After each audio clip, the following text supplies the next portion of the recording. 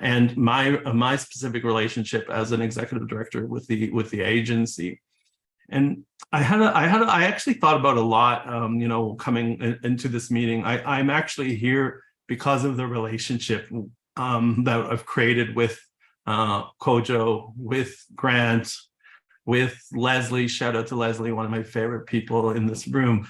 And I think it's really important because when you build relationships and you get to know people and you could appreciate each other, you're going to listen to each other differently. You're going to understand different perspectives.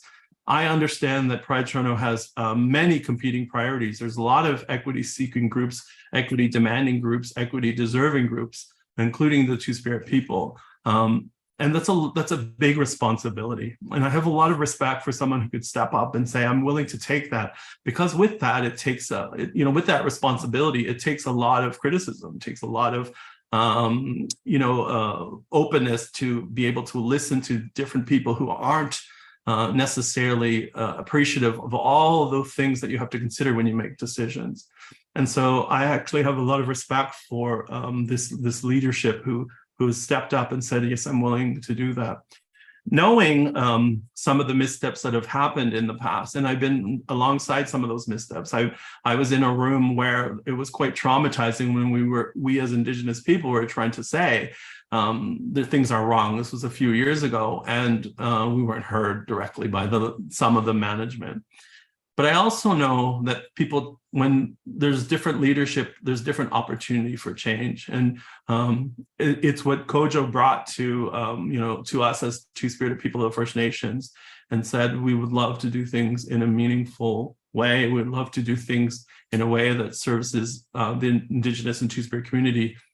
And we'd love to do it the way that you think. And the first thing I said was, well, we don't want you to, we don't want to work with you. Just give us the money. And, to me, that's saying that's the number one thing, in my opinion, to say, yes, I understand. And yes, it has nothing to do with our brand and our logo and our saying this is patting ourselves on the back. It's my way of saying we need to ensure that things are done in the right way. And I have that responsibility. I have that understanding. I have that relationship with our community. And so it was really important for me to say that. And once they did, then I'm like, okay, now we could have conversations about how things could be different.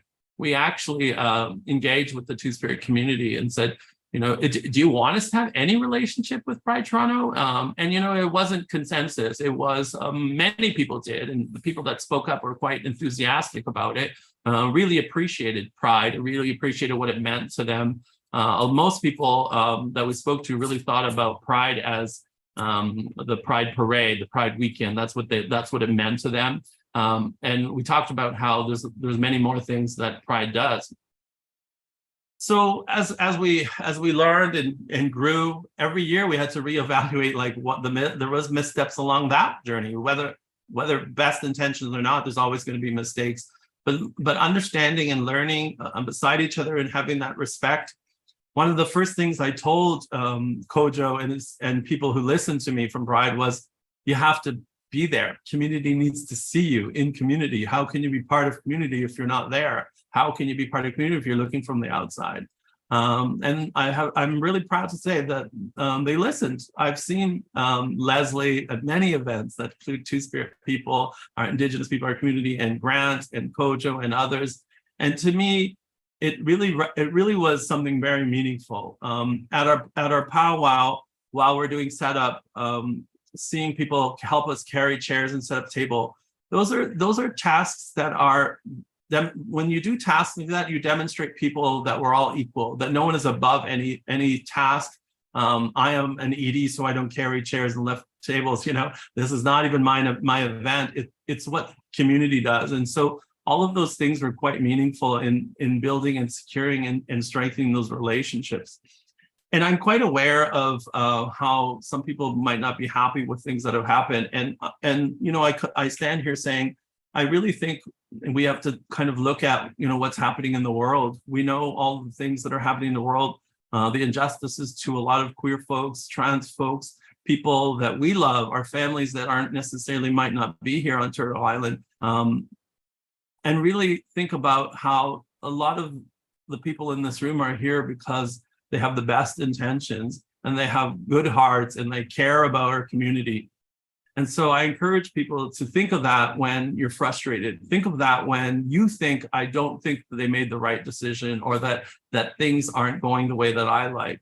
Because no matter what, it's going to be impossible to do the things that everyone wants and everyone thinks. And so it's really about communicating in a meaningful way, demonstrating the need, because that's some of the things that we have to listen to as people who are put in positions where we lead groups of people. So I want to sit here and today say, I remember my first Pride as an Indigenous man. I had to save my flight to come from Thunder Bay and fly to Toronto. I actually had to hustle to find someone's bed to sleep in, and because I couldn't afford a hotel. And I remember the first time I walked on Church Street during Pride, and how I felt safe, how I felt like it was amazing that there were so many other people like me. And so I think those are the kind of things we need to focus on, versus the kind of missteps or the things that we don't like or the decisions we don't really appreciate. And remember that there's many of us that we have to consider, that it's about community versus our individual needs. Sometimes we have to put those needs first. So I'm not even sure what Pride Toronto wanted for me today, but I think I'm content with that, and I would love to be able to observe and participate if I'm needed. I do I want to let people know part of my two-spirit gifts I was given is intuition, is mediation, is mentorship, is leadership, and is healing. And so I think those all are quite wonderful skills that could be helped. And as a 50-year-old man who is on my own healing journey, I'm quite proud to say I'm in a good place, and I think I could benefit if it's needed. So all you have to do is ask. So I'll sit here and wait until I'm asked upon if there's any support needed during this meeting or afterwards. Lastly, I'd love to say our Two-Spirit Powwow is June 1st. Got to put the plug in there, not going to miss this opportunity. And it was really helpful for Pride to help us with the grants in the first 2 years, but this year we're doing it on our own. But that doesn't mean the relationship needs to end or stop. So I still expect to see them there lifting chairs, maybe not at that 7 a.m. or whatever. maybe 9 or 10 is more will be acceptable. As well as being in the parade.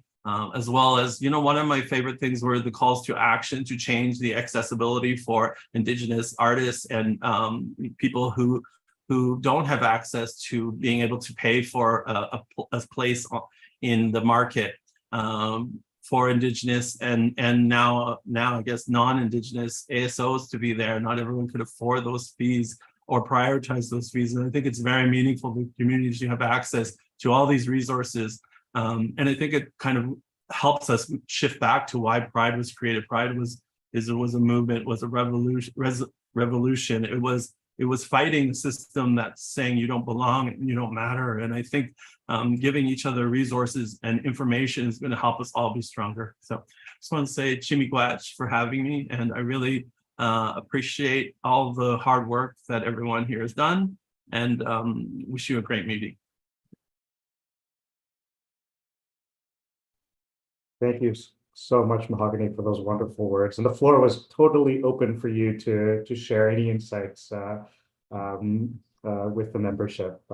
And really, I think you speaking to the points around listening and understanding, even in the face of some difficult issues, and the importance of building meaningful partnerships and what's possible coming out of that, I think resonates for me very well, and I know with many, and in fact most of my colleagues. I hope everyone here tonight as well. I'm going to pass it over to Leslie to guide us through our community guidelines and other shared principles. I will also put this on the slide. One second. But over to you, Leslie.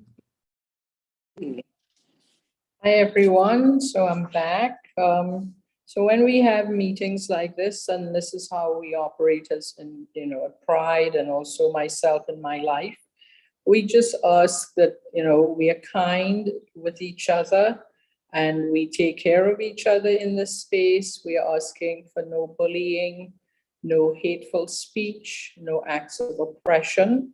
and you can read it on the screen. This is not limited to comments about racism, sexism, ableism, homophobia, transphobia, biphobia, Islamophobia, anti-Semitism, ageism, ordism, or any other form of bigotry.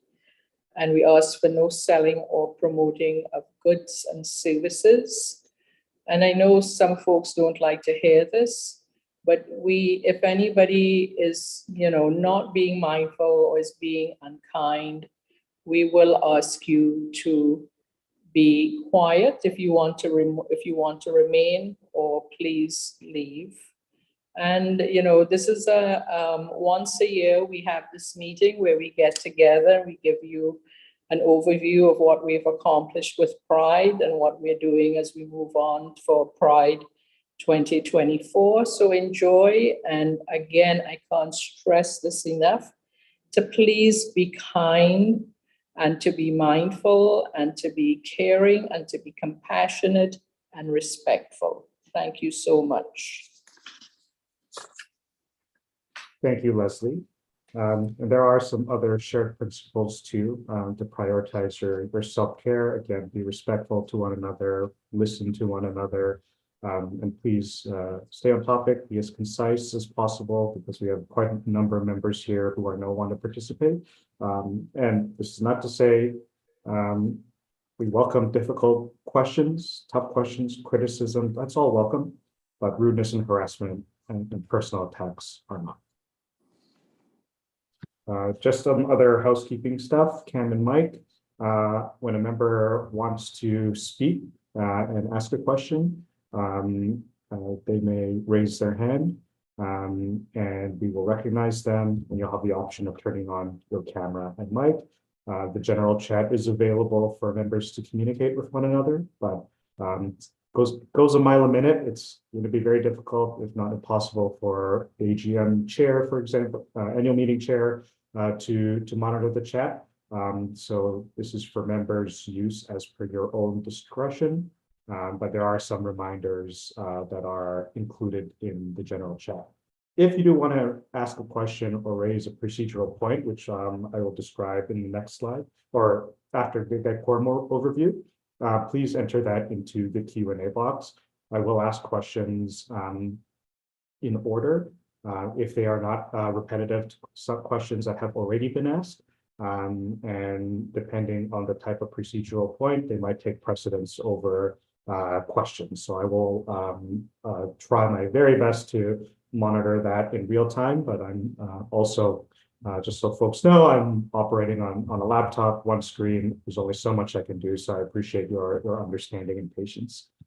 And with that, I will pass it over to Get Quorum for just a quick overview of the functionality of the platform.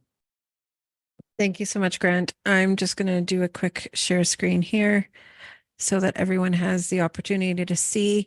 As Grant said, if you are looking to raise your hand to ask a question, you will use the raise hand feature, and I will prompt you to unmute. Each device is a little bit unique, so we will try our best to troubleshoot in order for you to have that opportunity to speak. When you join the meeting, you would have had the option to join audio by computer and accept the prompt. You must do this in order for your microphone to be attached. If you're having any difficulties, there is a little menu button or a little menu hat next to the microphone that you can click on to choose your computer audio. If you're having any audio or video issues, you may put them into the Q&A box, and I'll provide you with direct support. And there is also just a recommendation that if you're having difficulties, you can leave the meeting and come back in, or click on the Open in Zoom link at the top of your screen. As I said, you can ask for technical support with the Q&A button that is at the bottom of the screen. And Grant will also review how you can submit other types of information throughout the meeting. And we will be participating in live voting today. So on your screen, you should see either an icon on the top right-hand side, or it will already be open to show you that the meeting portal is there if you're on a computer or laptop. If you're on a mobile device, you should be able to see, you'll have to go to the email that you joined us with to click on the link once again to open up a web browser. When it opens up that web browser, you do not need to join the meeting again, but you will go ahead and see on either the right-hand side or the bottom of the screen, the meeting portal icons. And so right now I've put a test vote up. You should see that vote button blinking, and then that will give you an indication that the vote is live. Once you've made your selection, I ask that you click the next button in order to confirm your vote. You will also receive an email just now letting you know that you can cast your vote in the meeting portal. Once you have that web browser open one time, it will continuously reappear when a new vote starts. So please keep that handy, or you can have it open on a secondary device. Again, if you're having any difficulties with the voting process, please send me a Q&A message and I'll provide you with direct support. I thank you, and I hand it back over to you, Grant. Perfect, thank you. Share my screen again.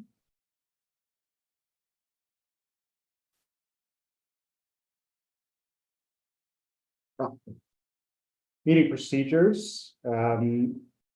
We will be guided by Robert's Rules of Orders.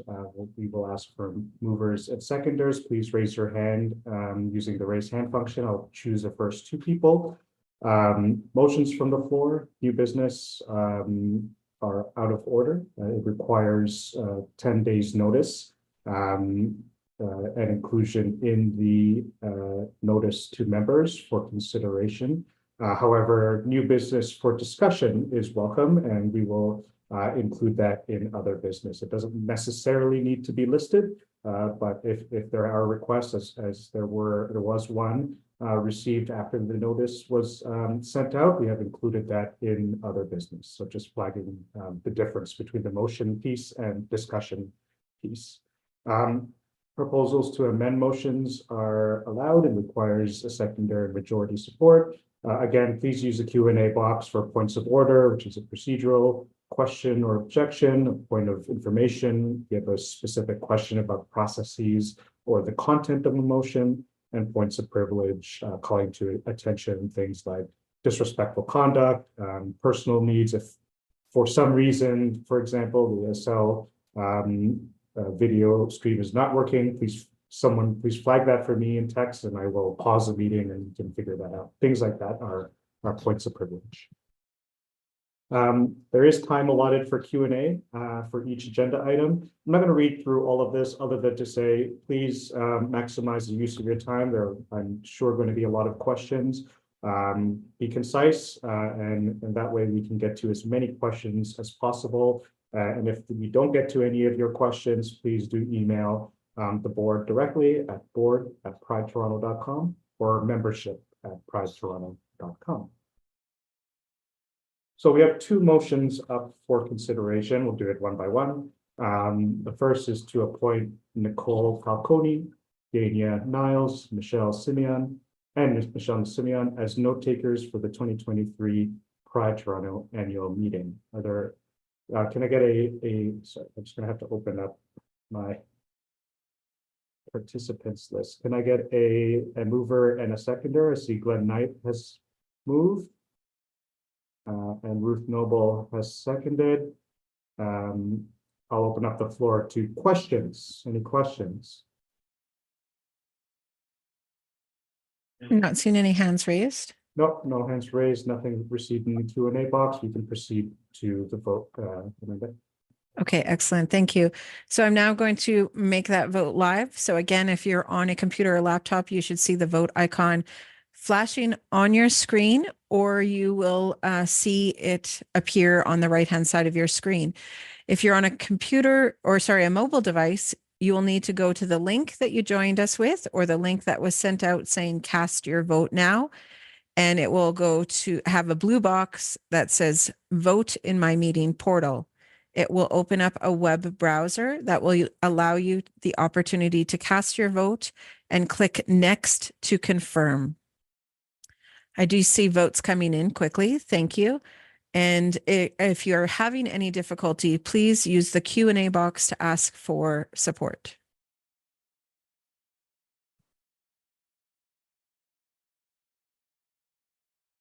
So for panelists or board members, you will have to go to your email and click on the link. It will not appear on your screen. So you'll just have to either use maybe a secondary device if possible and open up that email and click on the link that says vote in my meeting portal, or the email that you joined this meeting with. It will take you to the same web browser page. And we'll just give it a few moments while everyone's kind of getting used to this process.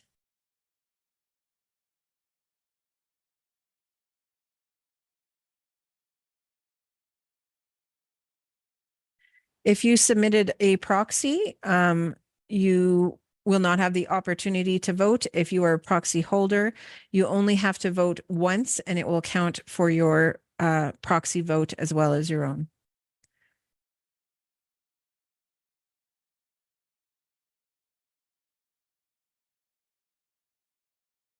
Excellent. Okay, that vote is now closed. And I'm going to go ahead and show results.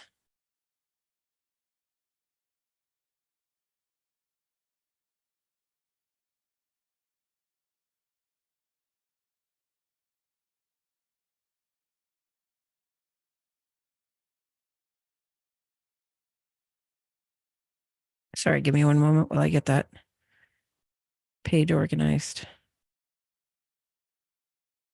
Here we go.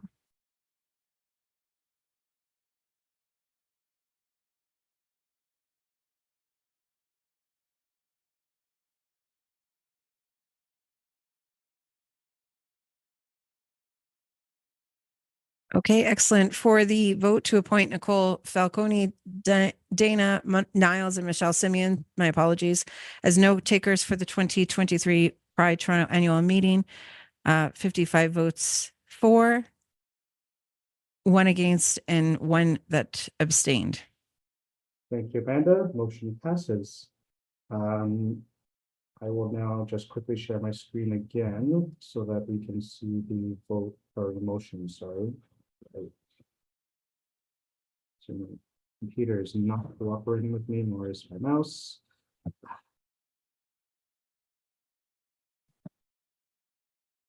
One second, folks. This is not.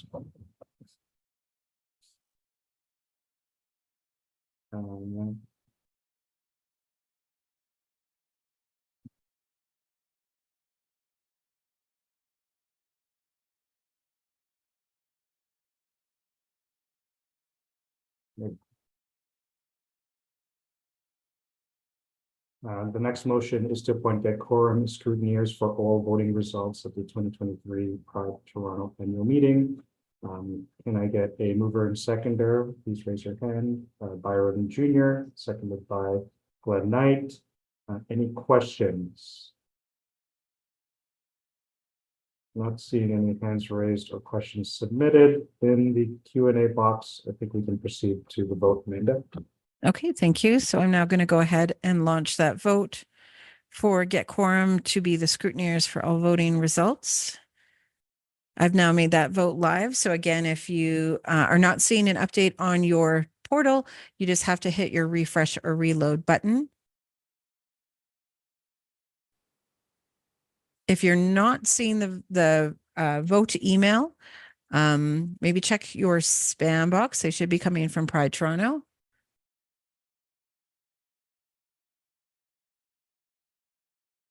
And again, if you're having any difficulties, please do send a message in the Q&A box.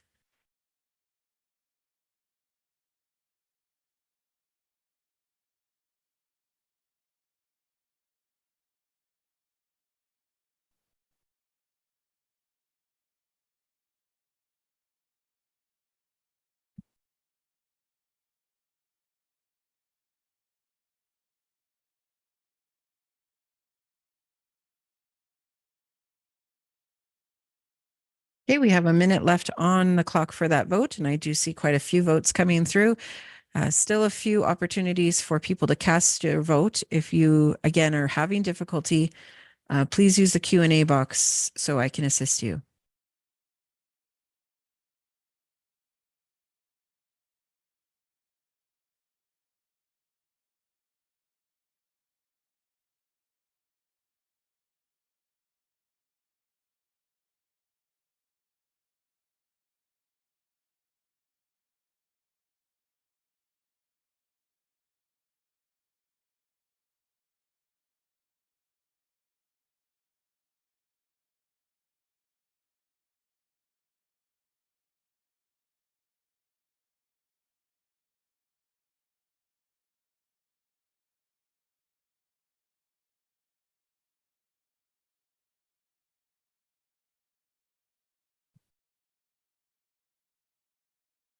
Okay, excellent. That vote is now closed. I'm going to go ahead and share my screen.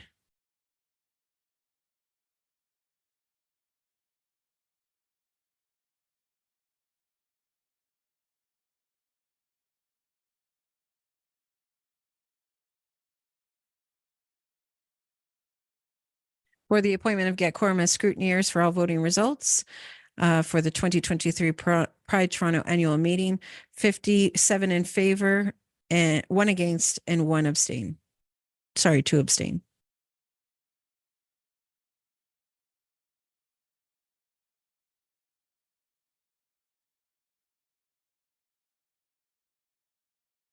Not sure if Grant is frozen. Oh, there we go. Sorry about that. The motion passes. Thank you. Okay, quorum is our scrutineers. Let me share my screen again for the next motion. There's 2 more motions before we get to the ED and co-chair report, so bear with me. Share screen. Next up is to approve the agenda for the 2023 Pride Toronto annual meeting. That's the motion. I'll give it 3 seconds to just so you can see that. And then I will actually go back to the agenda so you can review it in detail. Before we get into discussion or questions, may I have a mover and seconder for the motion? I see Peter Moira and Eric Hunter, movers and seconders. And then I'll open up the floor to questions and comments. Javier Davila is the first person. Have a request in the motion, so let's pass the floor over to Javier. Sure, 1 moment, and I will ask Javier to unmute. Javier, if you could put your hand up, I can unmute you, please. Your virtual hand, thank you. So I prompted you to unmute. Please go ahead. Great. Can you hear me? Yes. I just want to make an amendment to this motion or to request that the liberatory demands by Queers in Palestine be moved up in the agenda to before the first break. My reasoning for this is that this was brought up at a November 16th town hall for the Pride Toronto board to endorse on November 24th, Pride Toronto, both sides, the Israel's genocide of Palestinians, and did not endorse the statement. And then it was brought up again on January 12th at the Q&A, and the board intervened and ended the meeting 20 minutes early. I then emailed the board January 19th to bring this up again, and the Ontario Not-for-Profits Corporations Act was cited as not having 10 days notice. Had that meeting not ended 20 minutes early, I might have had an opportunity to provide a motion to the board. Given all this, I would like to request that this discussion be placed before the break.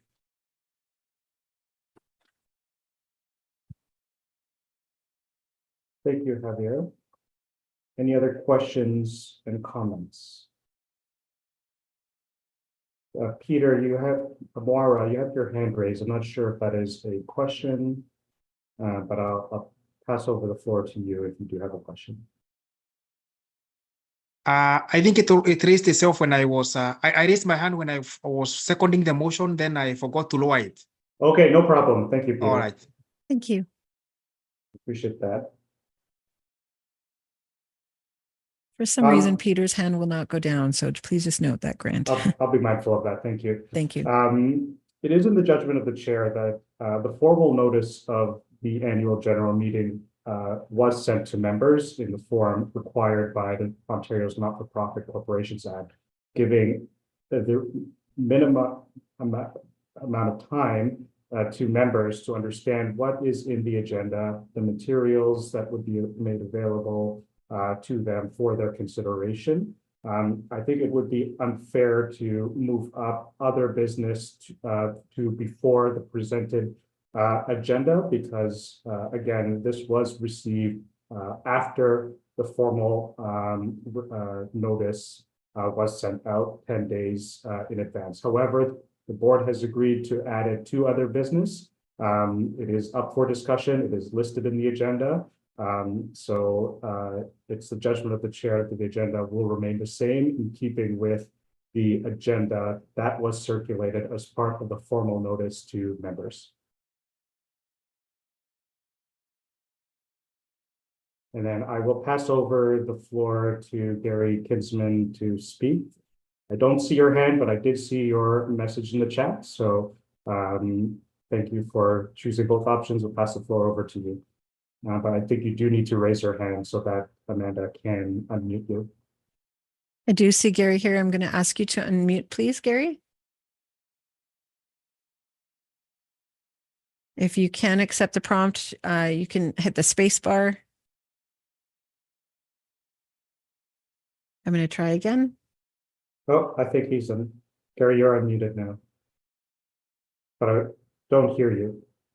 So you might need to change. Let me just try one more time. Sorry. Okay, Gary, try again to unmute, please.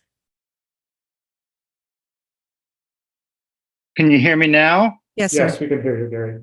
Anyway, I'm having major technical difficulties, so I'm not sure what's going on. I'm using a MacBook, and maybe that's the problem. Who knows? Anyway, I just wanted to say that we're in an emergency situation right now with the genocide that's going on in Gaza. And it seems to me, as ACT UP New York City just did, and as many organizations have done, who are involved in both AIDS activism and LGBT plus organizing, they are actually discussing what's going on in Palestine, the genocide against Palestinians, as a central issue for all of us right now. If this is not actually placed earlier on the agenda, it's basically dismissing this important issue and this important struggle. And it seems to me this, combined with closing down the discussion of the board of director candidates once the issue of genocide was raised, seems to suggest a significant problem with Pride Toronto actually addressing the concerns of many people in our communities who want us to actually demand very actively a permanent ceasefire and an end to the genocide. Thank you. Thank you for your comments, Gary. I take that under advisement. It is part of tonight's agenda, and hopefully we can get to that topic for discussion. As there will be other opportunities prior to other business, I'm sure, to ask the co-chairs and the executive director the questions as well. So although the specific topic is in other business, the questions may also be raised related to that issue as part of the presentation of the annual report. Not seeing any other questions or hands raised. Oops. We I can do move see, on. sorry, I do see a hand raise from Anu Verma. Oh, perfect. Sorry about that. Anu, go ahead. And you please go ahead and unmute. Okay, I've unmuted. Can you hear me? Yes. Yes. Okay. Thanks so much. Yeah, I want to, of course, support my co-members in asking this question about the agenda item. And it's tied to this question about the quite late receival of information about the board of the new potential board members, which only came last night with less than 12 hours, or sorry, less than 24 hours notice. And there's some ties between this question about liberatory demands by queers in Palestine and the responses by potential candidates. And I don't see anywhere on the agenda where the responses from potential board members will be discussed, because maybe not everyone had the day off today to read them like I did. So it's a kind of connected question. And I'll stop there. Thank you.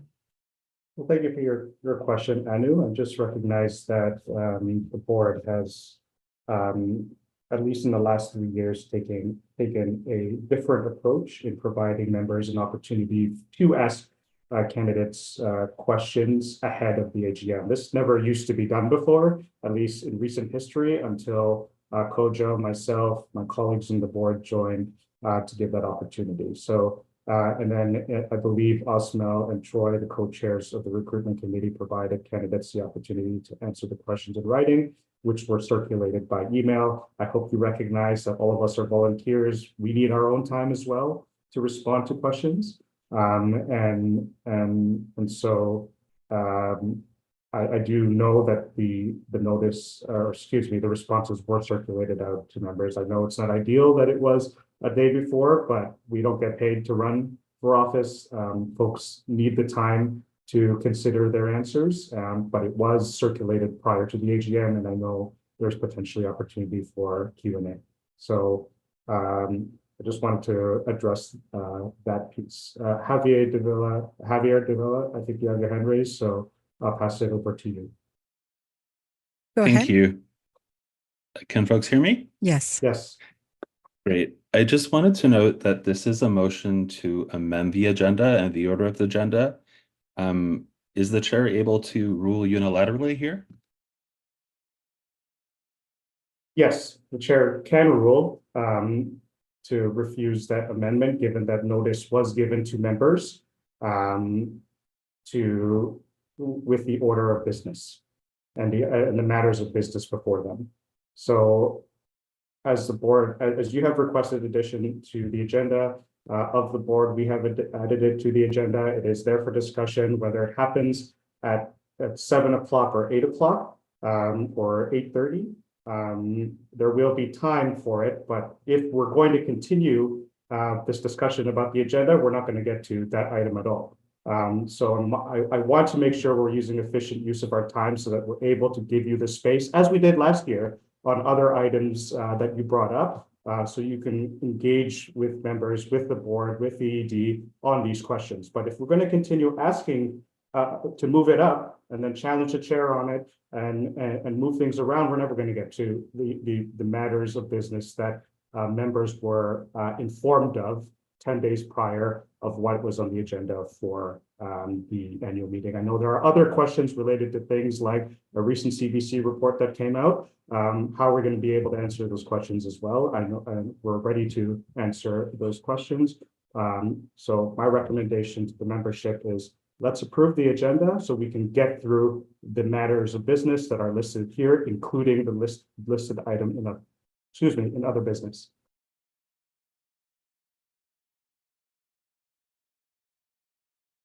Thank you, Javier. With that, we're going to move to approval of the agenda. So we'll launch the motion. Yes, sorry. We already got movers and seconders, correct? Yes, we did. Thank you. So I'm going to go ahead and launch that vote for the approval of the agenda. It should appear on your meeting portal page now. Again, if you are not seeing it, just hit refresh or reload in order for the new question to come up.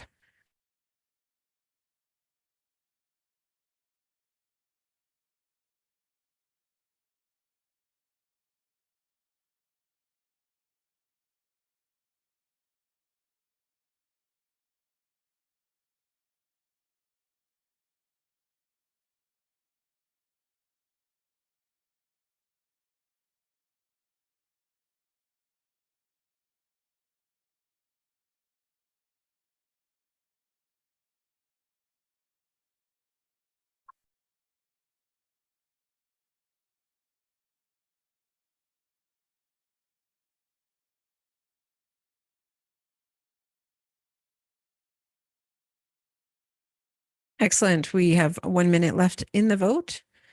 And just a handful left of participants, members that can cast their vote.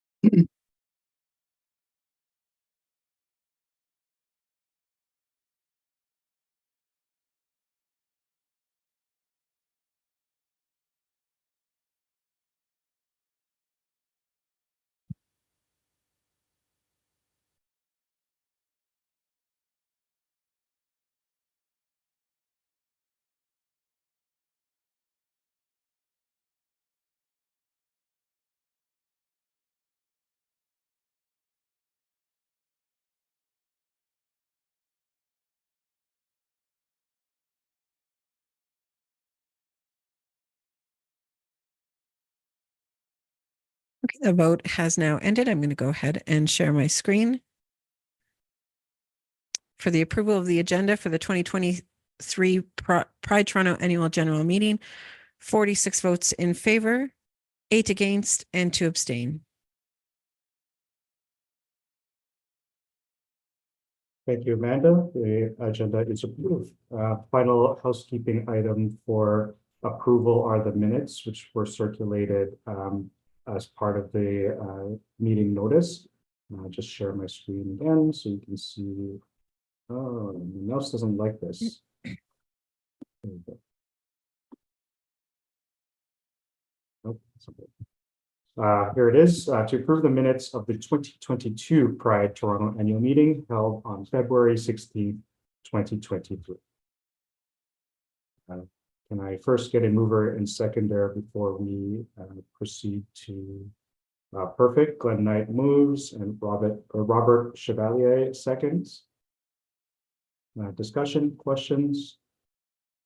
Gary Kinsman, go ahead. So Gary, I'm going to prompt you to unmute, please.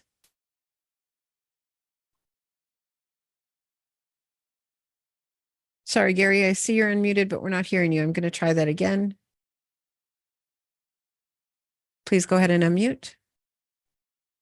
Try it again. Is it working? Yes. I was not actually trying to speak about this. I'm just having so many technical difficulties. I think there's lots of mistakes in the minutes, but I will just let that pass so we can get to important discussions, including around Palestine. Thank you. Because that is the world emergency that we're all facing right now. And if this organization will not address it, there's something really wrong with it. Thank you, Thank you, Gary. Gary. We can proceed on to the vote now. Excellent. That vote is now going live.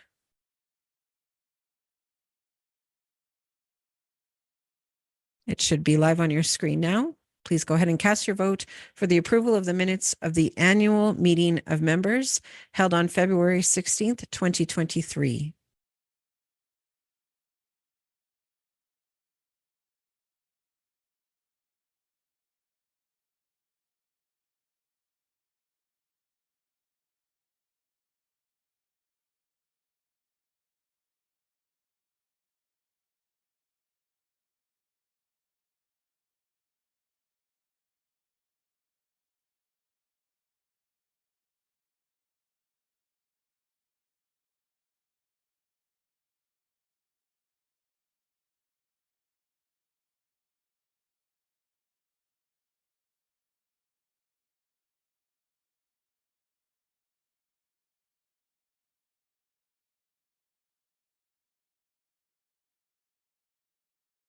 Okay, we have 1 minute left for this vote.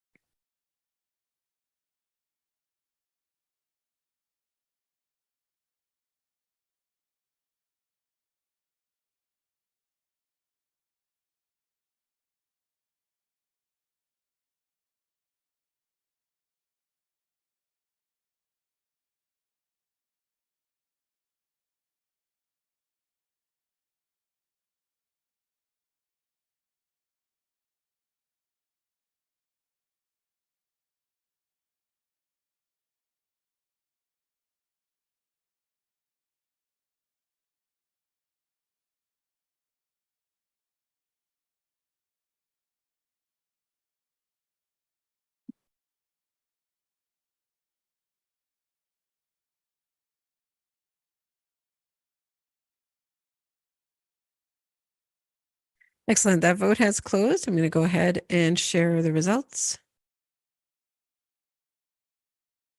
For the approval of the minutes of the meeting held on February 16th, 2023, there are 51 votes in favor, 4 against, and 12 abstain.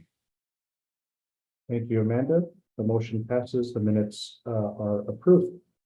I will pass it now over, well, myself, co-chair Leslie Lee Cam, co-chair as well, but first and foremost, I will pass the floor over to Kojo Modeste, Executive Director, for the annual report and joint report for the ED co-chair and co-chairs.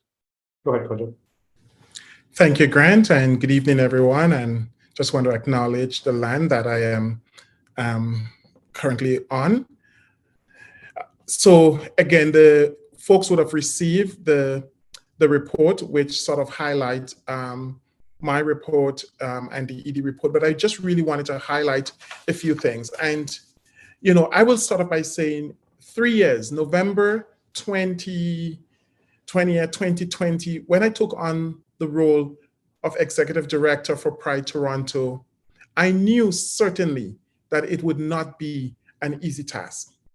I knew that I was not going to be on a road that's paved and ready, you know, for smooth sailing. But I took on the responsibility. And I must say that where we are today, I can see light at the end of the tunnel. I am happy to be working with a dedicated staff team, a board, but also a membership that have held my feet and the feet of other staff and board members to the fire. Just really want to highlight a few things. You know, we came in and KPMG was brought in to do a compliance audit. Out of that, or on their own doing, Canadian Heritage has done an audit. You will see, and in our audit, that we have to pay back close to just a little bit over $500,000. Yes, it hit hard. But you know what? We have learned. And I can assure you that over the years that I have been with this organization, the systems that we have put in place is to ensure that this does not happen again. I am happy about our international work. We have launched our International Impact Fund, which saw us this year invest in queer organizations from the Caribbean to Africa to Asia and South and Central America, the Middle East, in supporting the work that they're doing. The work that we're doing with Indigenous community.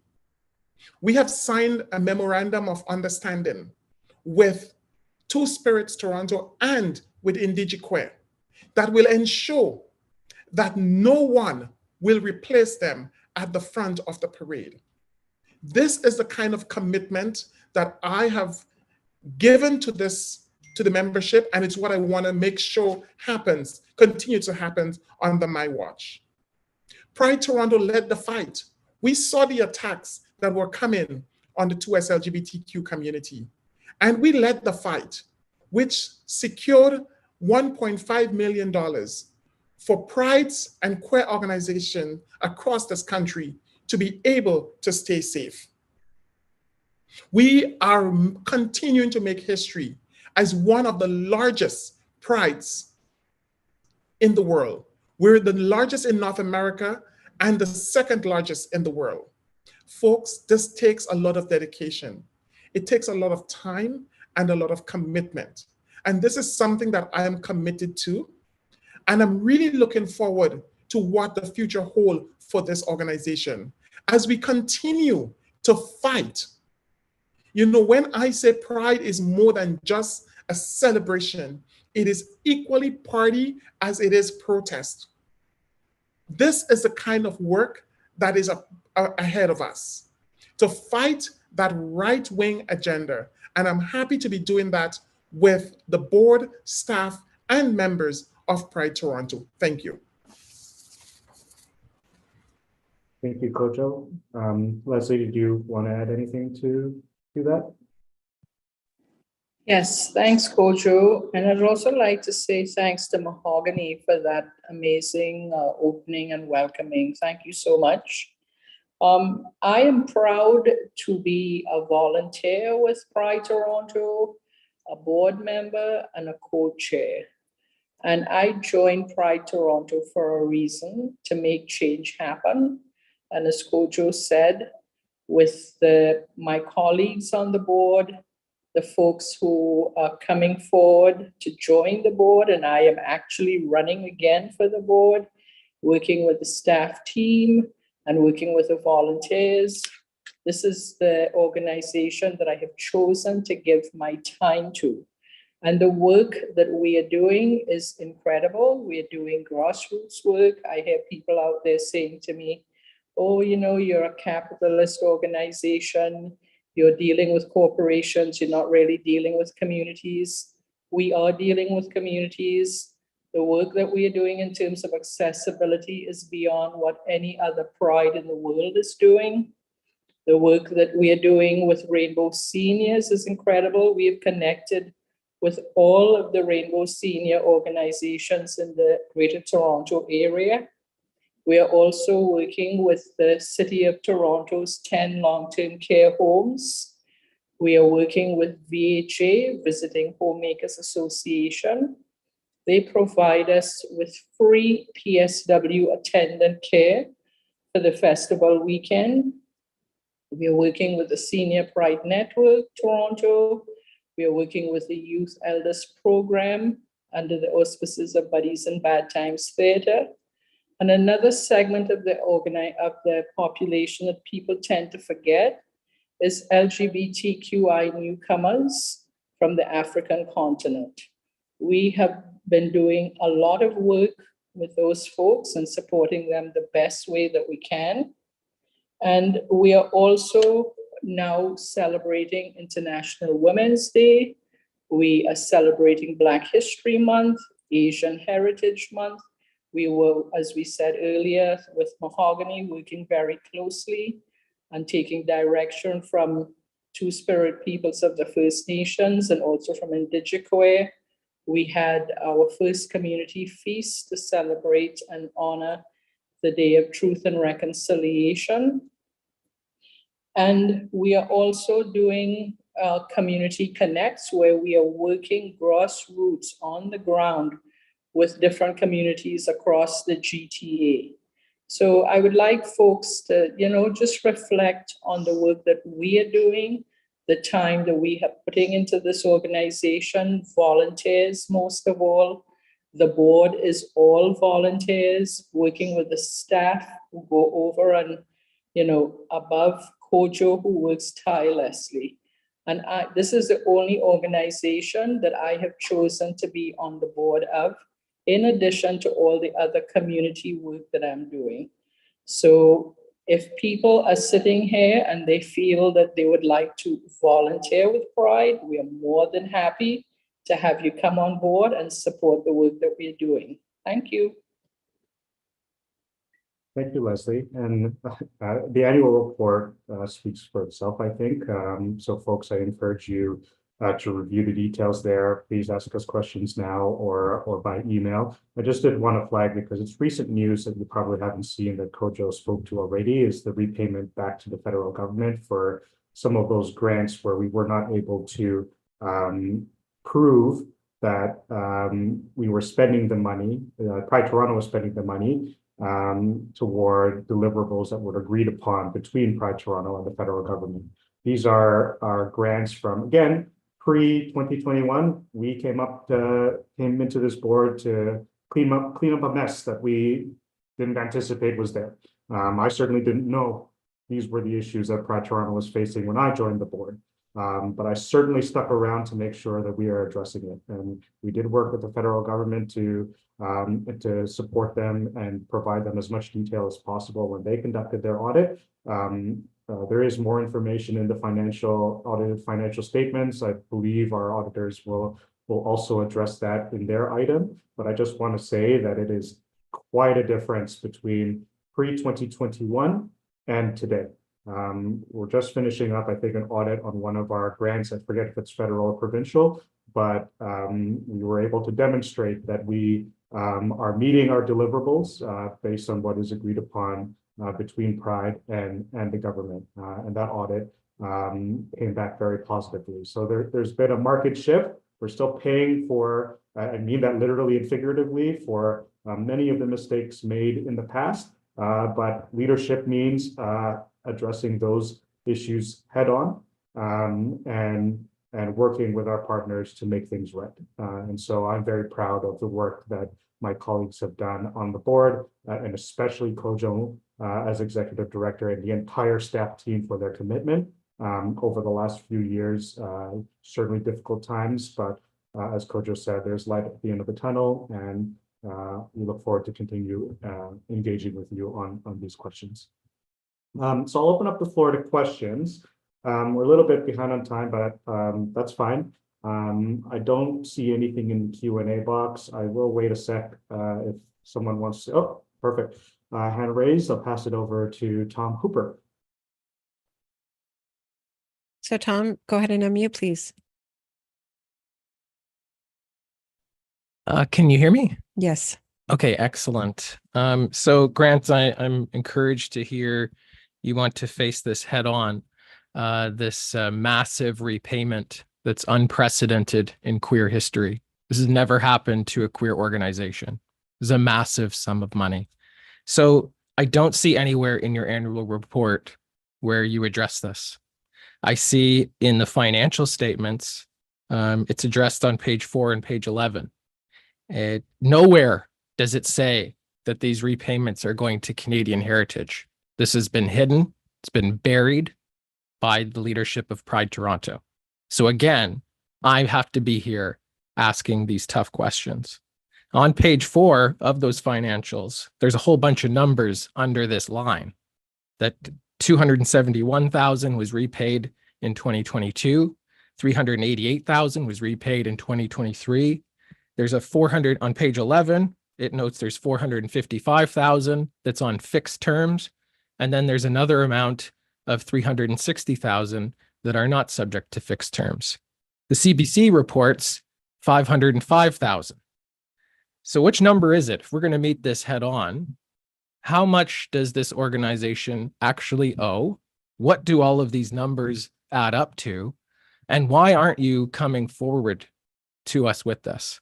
Why is it again me working with CBC to get this news out? We find out about this hours before the meeting. This is a failure of your leadership that this is my 6th AGM asking about heritage grants. So let's face this head on. Let's get some clarity. Let's have you tell us directly, and let's see it in these reports. And finally, I think it's disgraceful that this organization isn't standing up for those in Palestine, especially Gaza. Thank you. So thank you for your question, Tom. I do believe we led off this meeting speaking about that issue without being prompted or asked about it. We were prepared to speak to it. This was circulated out as part of the notice to members. I appreciate there's a lot of information in the audited financial statements. It's very meticulous, but the information is there and we're going to speak to it. I presume that CBC, you worked with CBC, I presume you used the audited financial statements to address those questions. So I really challenge this notion that us as a diverse board that is putting our blood, sweat, and tears into this organization, and you sitting somewhere else, constantly criticizing us for the mistakes that of the past when we weren't even here for it. You've tried to lay it on our feet that we, this leadership, myself, Leslie, Kojo, are to blame for these grants. And nowhere at any time have you clarified that these were issues that materialized prior to our leadership here. So I will clarify for membership that we have taken the hard step to do things like the KPMG compliance review. We've met with media. Media reached out to us today. We spoke with them through Kojo. We're talking about this very issue at this very moment prior to you asking that question, Tom. So be mindful when you ask racialized folks that we're trying to hide things or bury things when we're talking about it before you even ask the question, and creating an unsafe space for leaders like us to do the work. Everyone talks about wanting racialized folks to be in positions of leadership, but then oftentimes folks with privilege beat us down. In fact, worse than others might experience. So let's bring some understanding and clarity here that we're trying our best. We're trying our hardest. We're being transparent. We're doing things like reviews. We're working with the federal government to do this audit. We're speaking with media. We're presenting this information to members. And if that is trying to bury things, then I don't know what the definition is of burying things, because that doesn't seem like we're trying to hide anything from you. With your specific questions on the numbers, I'm going to defer that to the auditors who can speak in greater detail of those numbers. So we'll hold off that question for that piece, because I know that they have statements prepared and remarks prepared to address those questions. Thank you. Next question is from Abuzar Chidari. So I'll pass it over to you. Sorry, Grant, I think Gary was in the chat first, in the Q&A first. Oh, perfect. Yes, I don't see your hand up, Gary, and yes, you were first. But please do raise your hand so that we can have Amanda. Absolutely. I think Gary's having technical issues with the hand raise, but I've got him here. Gary, I'm prompting you to unmute. I did unmute. Can you hear me? Yes. We can hear you. Yep. Okay. Well, I thank everyone for speaking. I know things are getting a bit heated. I am not going to talk about the past. I'm going to talk about the historical present that is currently going on. And that there's two issues I want to raise. The first one is around what Kojo said about getting more funding for security and the police and protection. This actually produced a whole bunch of problems at the Pride Toronto Trans March last June. And I'll just go through a few of them. I don't want to go into a lot of detail. It's a bit amazing to me that people haven't been talking about this in a more self-critical fashion. But I was one of the 20 people who volunteered from No Pride in Policing Coalition and Abolitionist Pride to make sure that there were no anti-trans fascists or right-wingers or Christian fundamentalists who tried to disrupt the Trans March. And luckily there weren't, but there were police everywhere. And I'll just mention a couple of things that happened. The police went into the crowd on numerous occasions to take individual photos of people and videotape of people. So you have to think of, how does that threaten lots of the people who were there? Well, it certainly does. So this is unacceptable behavior on the part of the police, and Pride Toronto needs to do something about it. At the very beginning, there was a police cruiser and a lot of police at the front of the march. It meant that the Indigenous drumming group felt totally unsafe as Indigenous people there, and they had to leave. Okay, so the Pride Toronto Trans March was actually unsafe because of an overpresence of the police. The final thing I'll mention is the head marshal for Pride Toronto, when there were a number of people who raised concerns about this and started to chant against the police presence, they were told through a megaphone by this head marshal to leave the march. That is also unacceptable behavior. This was gender diverse and trans people who were actually being told to leave the march. So there were lots of problems produced by the incredible police presence. Safety for us is actually going to be community-based safety, as we've enacted and shown on numerous occasions, including at the Fort York Public Library. It's never the police, it's always us who defend drag performers and to defend trans people. The final thing I'll mention is Brian DeMattos. I am very glad that he's mentioned in the report from Leslie and Grant. I'm really, really glad. I'm glad that there's a room in the Pride office that is named after Brian, but it is, I mean, I have to say this, it is really, I almost want to cry because Brian was a friend of mine. and I knew him for years, right? That his last request from Pride Toronto was totally refused by Pride Toronto shortly before his death. It was to actually have harm reduction and safe injection drug use available on site. Now, Pride Toronto informed him that was not possible. Zoe Dodd, one of the major harm reduction workers in this city, said that there are ways in which that could easily have been done. So I also want people to recognize that while we honor Brian, and it's really important to honor Brian and his contributions, that Pride Toronto actually did a major disservice to him before he died. Thank you. Before I pass the mic over to Kojo to maybe address the question about the Trans March, Gary, I just wanted to, and thank you for bringing up Brian. I mean, it goes without saying that our team misses him very dearly. He was a very engaged member of the board and member of the community after, and we stayed in touch after his service on the board. With respect to the safe injection site, it's not that we don't want to do that, but as you can appreciate, there are certain requirements that need to be met in order to be able to deliver that. Now, recognize the timing of when this was requested was after June with minimal time to plan. And it makes no sense for any organization to do something so important, but you know, we want to make sure something like this is safe and that we have the capacity to deliver it safely as intended. And unfortunately, Gary, I really just don't believe a month, or it was actually, I think, less than a month, to be able to do that, or to be asked to do that, was just simply not feasible. There aren't many safe injection sites in Toronto. I've seen some of the requirements that need to be met in order to make those a reality. And as a result, there are a few places. There should be more, but all to say that it is very difficult for organizations, any nonprofit organization for that matter, including Pride, to be able to sustain something like that.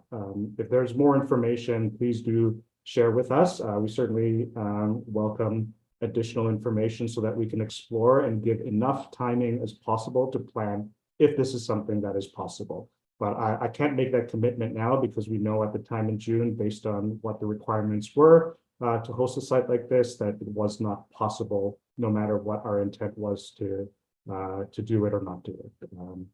But I do thank you for that question. It's an important one. I'll pass it over to Kojo to answer some of the other questions related to the police. Thank you, Grant. And just before, I just want to really acknowledge one group that I missed to highlight is our amazing volunteers. Over 500 volunteers putting in, over 3,000 hours to this organization year round. They're a key part of the organization. So I really want to give a shout out and to say a huge thank you to them. In relation to the trans rally, and Gary, I'm going to thank you. I'm going to thank you, and I'm going to thank your organizations and your groups that stepped up to support the trans and the dyke rally. We were meeting at HQ, and you offered, we jumped on it, and we took it. And in fact, just today, one of the staff, the manager for community engagement, Dania, came in to ask, hey, do you think Gary and the team will be willing to offer this service again?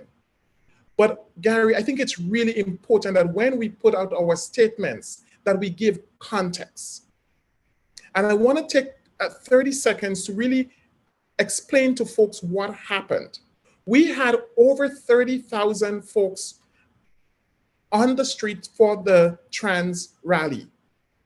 There were two errors that happened. One, the rally started without Bloor Street being closed.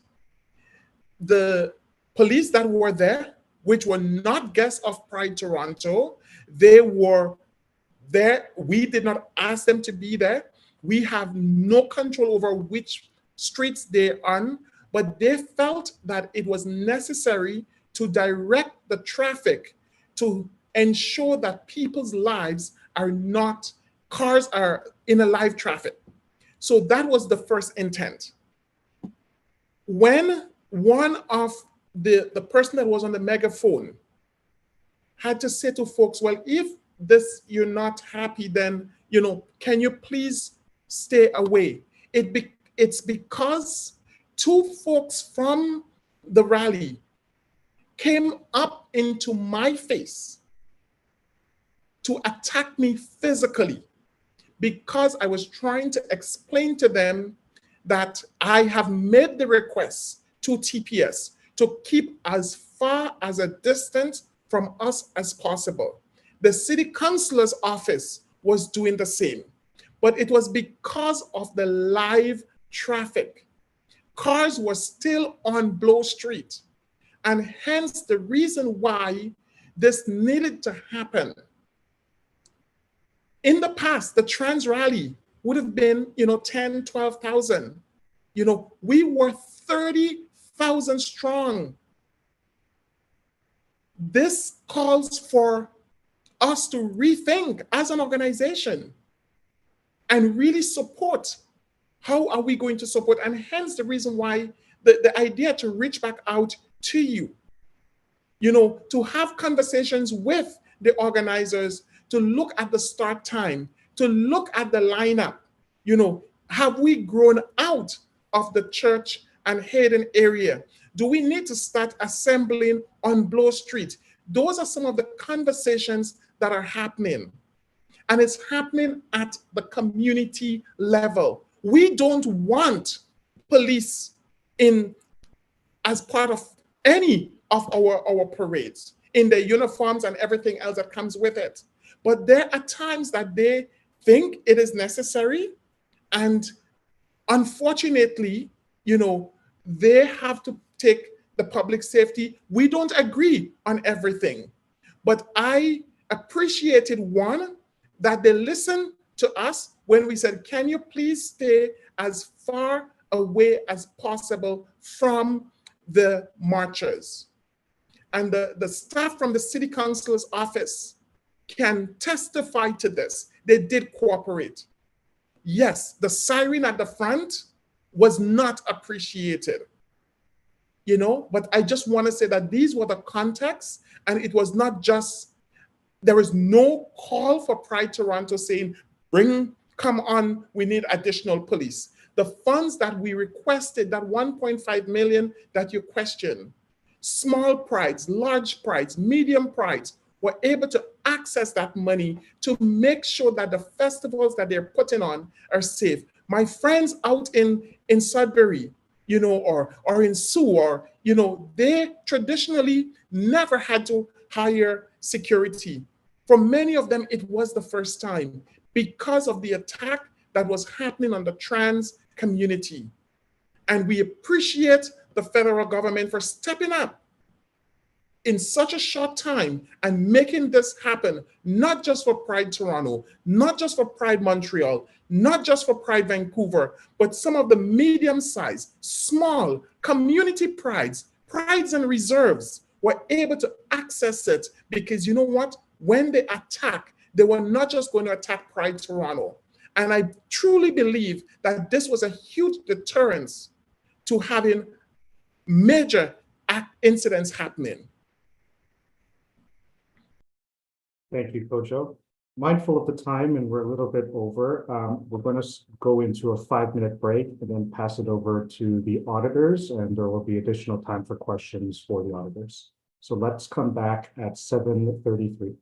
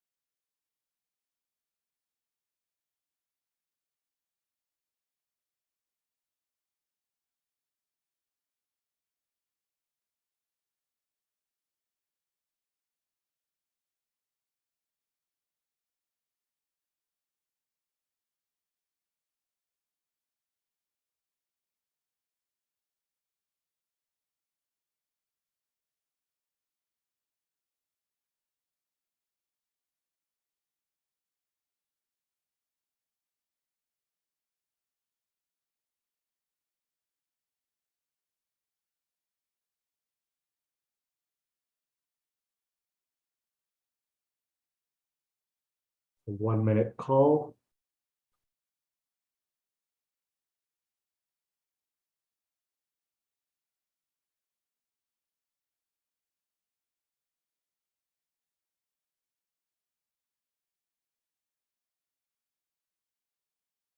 Excuse me.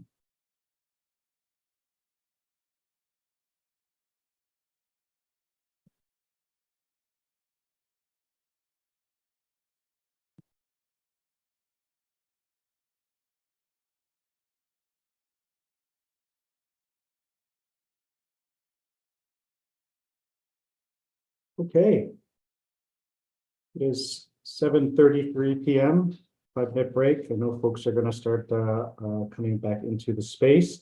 But mindful of time, I'm going to pass it over to Crow Silverman to present the audited financial statements. And of course, I think my first ask of them, and I believe it is part of their report, is just to unpack some of those questions. I know Tom raised it, and others I know I would expect would have the same questions around the government grants piece. So I'll pass it over to, I'm not sure if it's Parker or Chandler, but either one of you feel free to take the floor.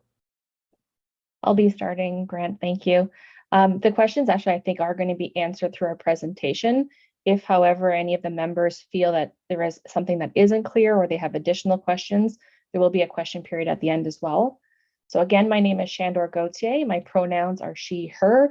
I'm a partner at Crow Silverman LLP. Joining me this evening is Parker Holman. He is one of our senior audit managers. We're going to be presenting tonight a high-level overview of the Pride Toronto 2023 financial statements for the year ended 2023. Here's our agenda for this evening. We'll start with the audit report and the contents, specifically our 2023 report. We'll then cover off the restatement of opening balances. I think that area will cover off some of the questions that have already been raised this evening. We'll also go through the actual audited financial statements and some of the key areas there, and then some closing remarks, and of course, the question period subsequently. And I do ask, please, if people could hold questions until the end, until we've gotten through the presentation, just to make sure we get through everything, but also it's possible some of the questions will be answered as we go through the materials. So to start us off, we'll look at the audit report itself. I'd like to start on page 2 of the financial statements, and specifically the auditor's responsibilities. So Parker has also pulled it up on screen if people would like to follow along on screen rather than their own copy. So again, our responsibilities are to obtain reasonable assurance about whether the financial statements as a whole are free from material misstatement, but there is no guarantee that we will detect a material misstatement if one exists, and there's no guarantee that we will detect fraud if it exists. We are also meant to identify and assess risks of material misstatement and design and perform audit procedures based on those risks. We also obtain an understanding of internal controls that are relevant to our audit, and we evaluate the accounting policies and estimates, the overall presentation, as well as the financial disclosures. Lastly, we are responsible to communicate with those charged with governance on any significant findings, including deficiencies and internal controls that we find during our audit process. I did mention a term I do want to clarify for the group in case they haven't heard it before. The idea of materiality and a material misstatement. So as part of our audit planning process, we set a dollar threshold that's based on a percentage of the organization's total expenses. This is what we consider our materiality amount. Now, this dollar amount is used for our testing, but it's also the amount that we believe to be significant to the users of the financial statements. So if the statements were off by this amount, it could impact their decisions, and that would be considered a material misstatement. So going back to the audit report for Pride, the audit report for 2023 was qualified. It's the same qualifications that we included in the 2022 audit report. And a qualified opinion is very common for charities and nonprofits because many of them receive cash donations. So when an auditor can't obtain sufficient appropriate audit evidence over a particular balance, such as revenues earned from donations and fundraising, but it's not pervasive to the financial statements as a whole, it's what we call a scope limitation. So there are two scope limitations in the 2023 audit report. One is for the cash donations, and the second is for grant revenues prior to August 1, 2020. Now, the scope limitation for grant revenues is a result of our inability to gain access to sufficient appropriate evidence over the eligibility of expenses for periods prior to August 1, 2020. Now, again, these scope limitations or qualifications were also both included in the 2022 audit report. The last part of the report that we want to bring your attention to is the emphasis of matter. Now, this is used by auditors in their report to draw your attention to something that is fundamental to understanding the financial statements. So in our case, we have included this section to draw your attention to the restated comparative figures or the prior year figures.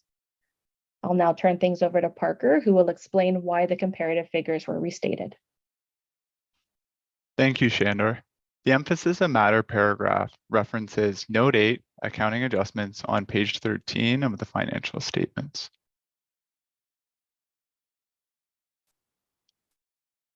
This note discloses a restatement to comparative financial information, specifically opening net assets as at August 1st, 2021, government and non-government funding receivable and government funding payable as at July 31st, 2022, government and non-government funding revenue and excess of revenue over expenses for the year ended July 31st, 2022. These adjustments are the result of an audit performed by representatives for the Department of Canadian Heritage, also known as PCH, on the project or grant expenses reported by Pride Toronto. The audit covered several PCH grants, and as a result of adjustments to grant expenses, $505,000 is repayable by Pride Toronto.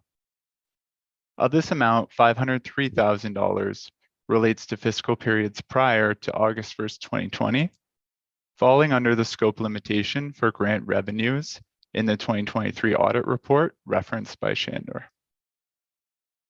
A long-term repayment plan was entered with PCH, which requires Pride Toronto to make repayments over the next 6 years.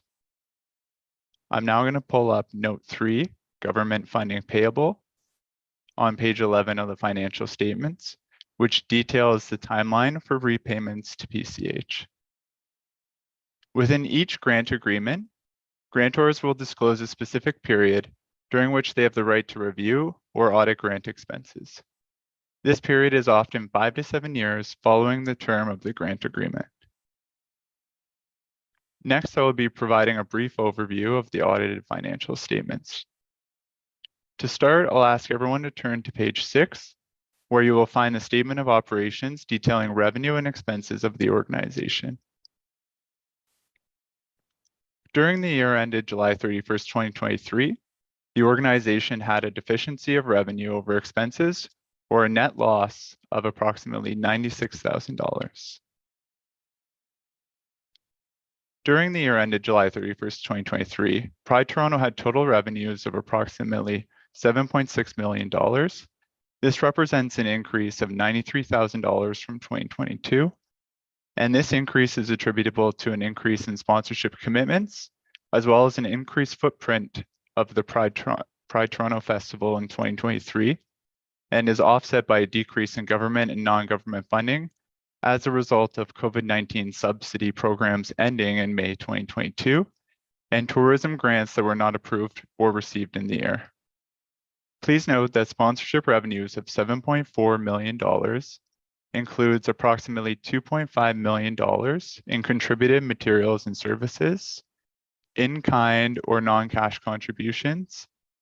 Details of this can be found in Note 6, Contributed Sponsorship Materials and Services, on page 12.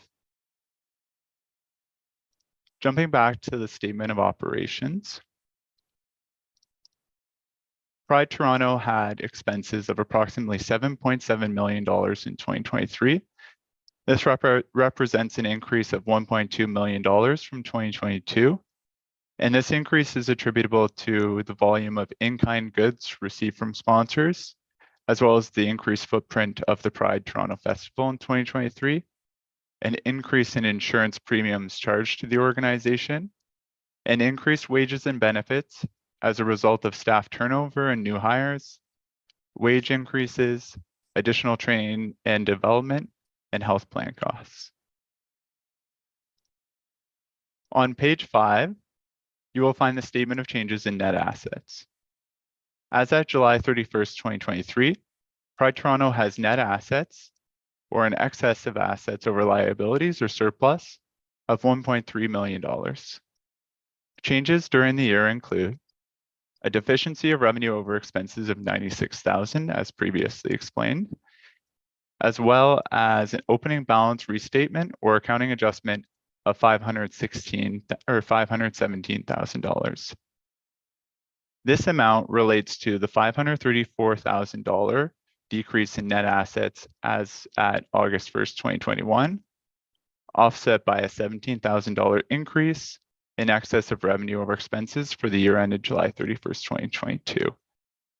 And both of these can be tied back to Note 8 of the financial statements, which describes the accounting adjustment or restatement of financial information. On page 4, you will find the statement of financial position. This is a summary of the organization's assets and liabilities. As at July 31st, 2023, Pride Toronto has total assets of approximately $2.8 million.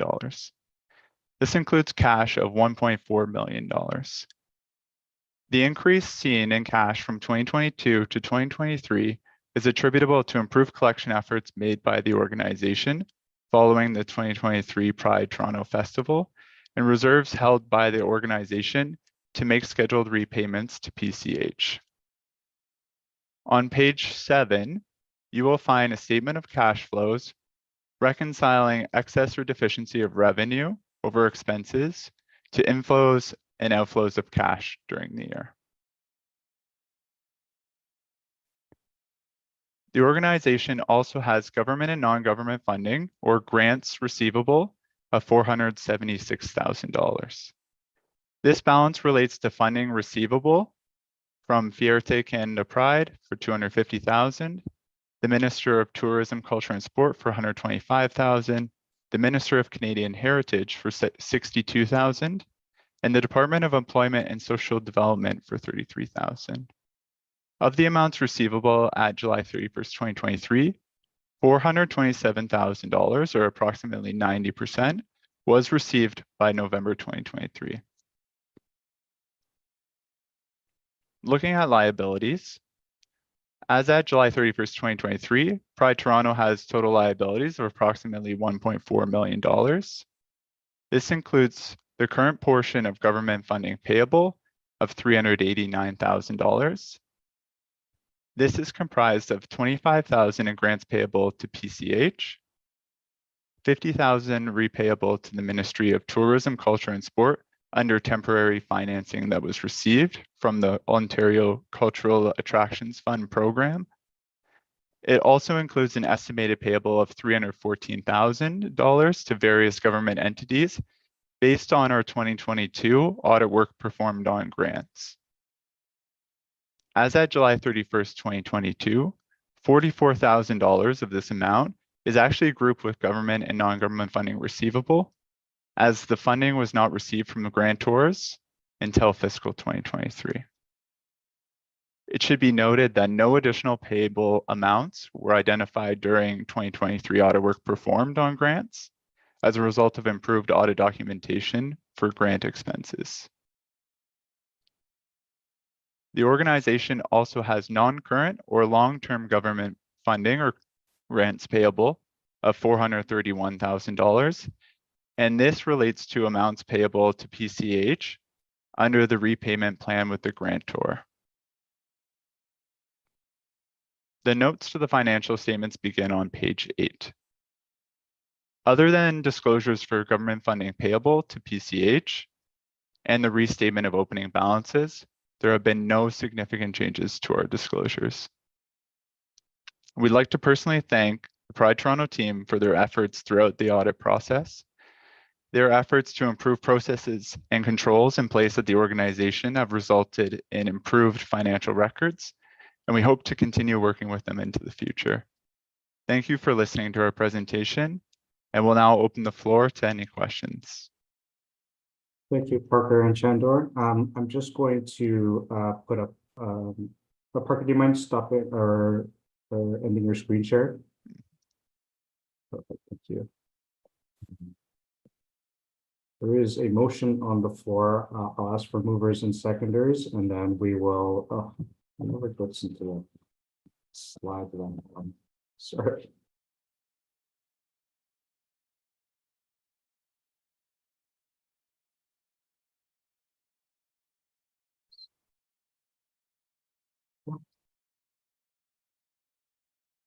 Sorry, folks. I might just have to share it like this. The motion on the floor is to reappoint Crowe Silverman LLP as the auditor of the corporation to hold office until the close of the next annual meeting of the members at a remuneration to be fixed by the directors of the corporation.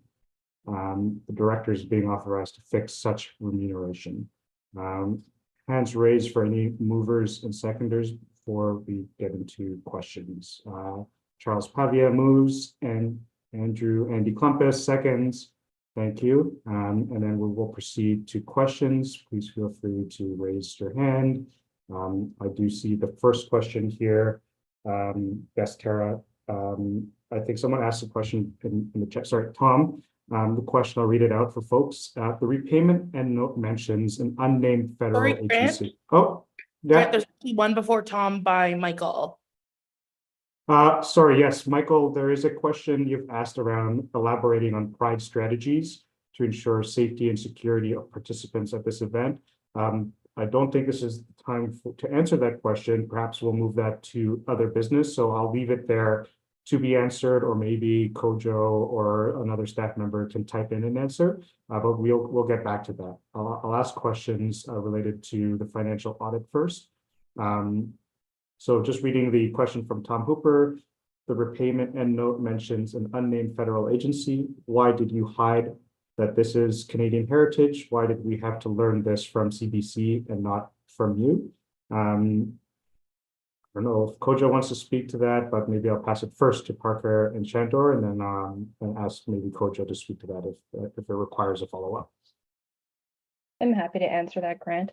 It's not about hiding information. I mean, the point about having the financial statements released to the members in advance and our presentation and our presence here at this AGM is to allow for additional questions and additional details on the financial statements. We're not trying to hide any information. Just like the board, we are all about transparency and knowledge transfer and sharing. And I'm glad you asked the question, and I think it's been answered as part of the presentation. Thank you, and that I can tell you also as well, our presentation notes, Parker and I worked on them last week and again on Monday, prior to any kind of news being distributed today. Thank you for the clarification and that answer, Chandler. Question, hand raises. So I'm just going to read them out. Tara Shore, Gary Kinsman's next, but I don't see your hand raised, but I know you did ask a question, so we'll acknowledge you next, and then Frank Teston. So Tara, you're first. Hi, can you hear me? Yes. Yes. Thanks. Sorry, it's hard to know because you can't actually see who's talking on screen, aside from the ASL interpreter. So I actually have a question about the assets and additional assets. So one thing I'm seeing, I recognize that you want to zero and even everything out for the year end, but it looked like there might have been additional funds, and I'm wondering, does Pride have any reserve funds? Are things endowed? Are there financial plans being made in terms of securing future, or are you literally going up and down to zero annually? Like just from a financial and a governance perspective, it seems wise to have some investments or whatnot to ensure the financial health and longevity of the organization. But I wasn't clear if that was happening through the audited statements. So perhaps either the auditors or someone from the board can speak on that a bit more. It might be a good question for Kojo or Osmo, so I'll leave it between the two to answer. I see Kojo, go ahead. Yeah, thank you, Tara, for the question. And you know what? You and I are reading from the same book right now. That's where I am heading, to ensure that this organization is financially stable. And because we're a festival, and to give some context, most organization, you kind of have an equal spending month after month. Most of our spending happens in May and June. One of the things that I'm happy to report is that 2021, 2022, 2023 festival, we have not had to go and dip into our line of credit. We have not had to do any overdraft, because what we have been able to do is spend within our means. We are no longer at the point where we're spending and we cannot pay our artists, we cannot pay our vendors. Our long-term goal is to be able, like any other not-for-profit, you want to have a solid reserve. And it's one of the things that the auditors has flagged to us last year. Again, they flagged it this year. And they're asking us to asking myself and Amit, our finance manager, to work with the board to put a clear financial plan in place on how we're going to ensure that that reserve is built. We've just brought in a new director of development, and I'm looking forward to working with Nick and to make this happen. So to answer your question, there is a plan that we're going to be putting forward, but at this point, we do not have an investment, but it's definitely something that is on the table for the organization. Perfect, thank you, Kojo. Gary, I'm going to recognize you next. If you can raise your hand, and we'll have Amanda set you up.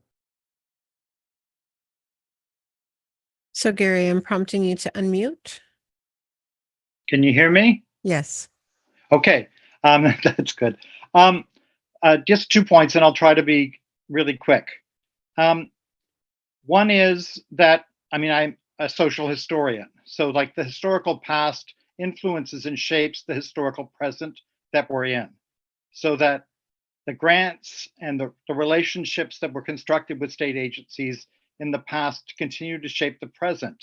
What is interesting about what's going on with Heritage Canada, Canadian Heritage, is that Pride Toronto in the past was unable to actually meet its commitments. And we do know that a lot of the funding that was provided around that point in time was actually to try to get the police back into Pride. John Tory, many other people, like the federal Canadian state, wanted to get the police back in. But there was also a commitment to providing support for Indigenous artists and Indigenous people, which is some of the areas that Pride Toronto wasn't actually able to meet. So this is something that needs to be talked about, because the historical past creates the conditions of the historical present that Pride Toronto exists in. The second thing I wanted to just raise in this context is that one of the major financial sponsors of Pride Toronto is TD Bank. We all know that. In the past, I've raised questions around Coastal GasLink being supported by the TD Bank and the direct attack on the land and water rights of the Wet'suwet'en Nation. And I would continue to raise those. We've been asked by Indigenous organizations to end our relationship with all of the banks that are involved in Coastal GasLink, which is destroying the land and water of the Wet'suwet'en people. I'll just leave it there. I think people really need to think about that. But now it's even more urgent in a certain sense, because we now know that the TD Bank has $16 million invested in General Dynamics, which makes armored personnel carriers for the Israeli military. So that the TD Bank and the Canadian government, by allowing this to take place, is directly involved in organizing genocide against people in Gaza right now. Now, clearly, this is something we'll come back to talking about. Clearly, this is something that I find unacceptable. And I would hope that all members of Pride Toronto would find unacceptable. And we need to challenge the TD Bank if it's not going to remove its relationships with Coastal GasLink and General Dynamics. Pride Toronto needs to break all of its ties with TD Bank, and we need to figure out other sources of funding, because TD Bank is it's the second largest bank in Canada, and it is also one of the major banks on a world scale that is involved in fossil fuel industries and climate destruction. I'll just leave it there for now. I'm not sure if the auditors want to respond to any of those concerns or other people from Pride Toronto. Thank you. I think perhaps that's more of a question for Pride Toronto. Maybe Kojo, other board members would like to. I see Kojo on mute, so over to you, and then Osma. Again, thank you, Gary. And one of the biggest challenge that I have is, we're constantly asking Pride Toronto, to not have relationships with A, with B, with C. And TD keeps on coming up. And this by no means is me, backing TD, but I think it's really important that we also look at the work that TD has done for the queer community. And I have also had conversation with some of my Indigenous elders. I have taken the exact same question to them and asked their honest and frank opinion on this. And one of them looked at me and said, Kojo, if you don't want the TD money, please pass it over to us. The conversations that we're having with TD is ongoing. And I think we need to acknowledge that, Gary, folks like yourself are constantly saying to us, we need to pay artists more. We need to, acknowledge the work of the BIPOC community. We need to, hire more artists from Toronto. Well, how are we going to do this without the support of corporate sponsors? And anyone, I am open to having those conversations. I do not have, friends and family that's going to write those checks to make sure that our presence are not erased. And this is our goal, is to continue to work with the education that we support TD and all of our sponsors with, to ensure that they're abreast with what is happening in our communities. So I acknowledge that there is work to be done, not just by TD, by many of our sponsors. And this is the kind of work that is ongoing. So I really, again, this is not a challenge to you, Gary, but again, I would love to, coffee will be on me, and we can sit and really to understand. I want you to break down to me, as someone that was not born here, that is leading one of the largest prides in the world. I want to get a better understanding of how you think we can do this. If we get rid of all of the corporate sponsors, we're now saying to all of our artists, our BIPOC artists, our trans artists, that our Indigenous artists, we are canceling you by canceling our sponsors. And that's the challenge that I have. So I'm putting out an open call to you for a sit-down coffee, because there is probably knowledge that you have that I can tap into in order to strengthen this organization financially, that we no longer have to rely on corporate sponsors. But what I don't want to hear is that that's not how Pride used to be, because how Pride used to be and where Pride is now is very different. And for me, as a queer Black person that was not born here, I want to make sure that I can celebrate, but I can also be part of that protest, because many of my siblings in many parts of the world and also in parts of Canada cannot have that right. Thank you, Kojo. Osmel, floor is yours. Hey, folks.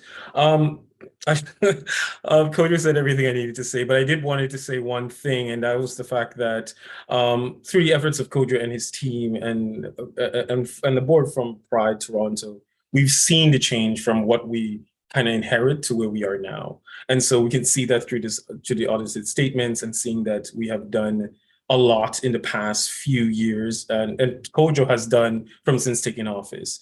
And so again, I want to ensure that folks understand that this is not something that just happened, that we're all part of, or some kind of conspiracy theory. I'm honestly tired of that, tired of it. Just because I came on board last year, and for the fact that I'm coming on board last year and I'm hearing something about hiding things is ridiculous.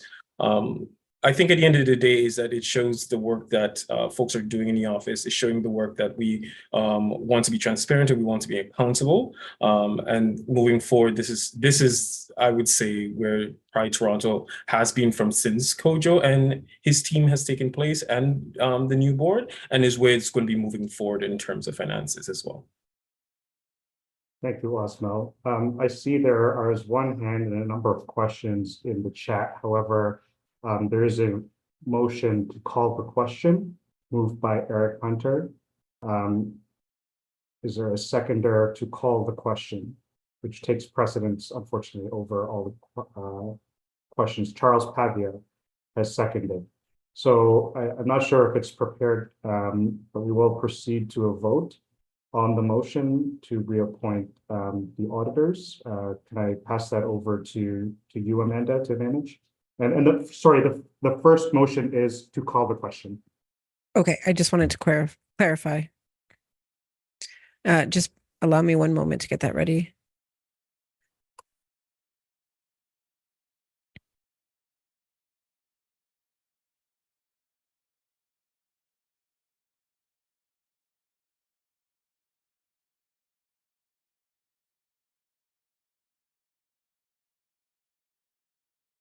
Okay, we have a mover and a seconder for the approval of the motion to call the question for the vote. I'm going to go ahead and make that live in just this moment here. So it's been a few minutes since we had a vote. So just to remind you that your vote should be flashing your vote icon, or you should see it refresh on your screen if you're on a computer or a laptop. If you're not seeing it refresh, you just have to hit that reload or refresh button. If you're on a mobile device, you will want to check your email for the link that you joined the meeting with, or the email that is saying cast your vote now. You will click on the blue box to go to your meeting portal, and it will open up the web page to allow you to cast your vote. Please be sure to hit the next button to confirm. And if you're having any difficulties, please type me a message in the Q&A box.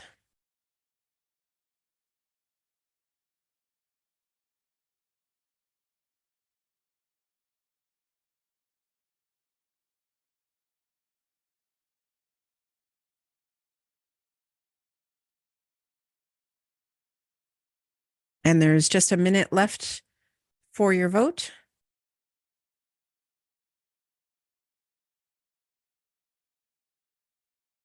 So if there are people who are voting for a proxy, if they are a proxy holder, your vote that you cast will count towards both votes, your own and the member you are a proxy holder for. So you do not need to vote twice. It counts automatically for you.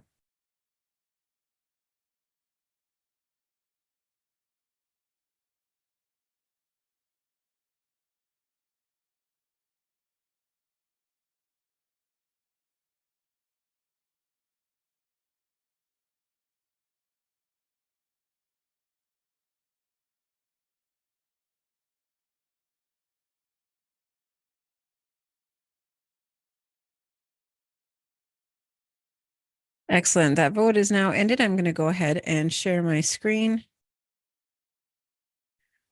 So this is the motion to call the question for the vote. There were 46 votes in favor, 7 against, and 5 abstain. Thank you, Amanda. Just let me do some math here.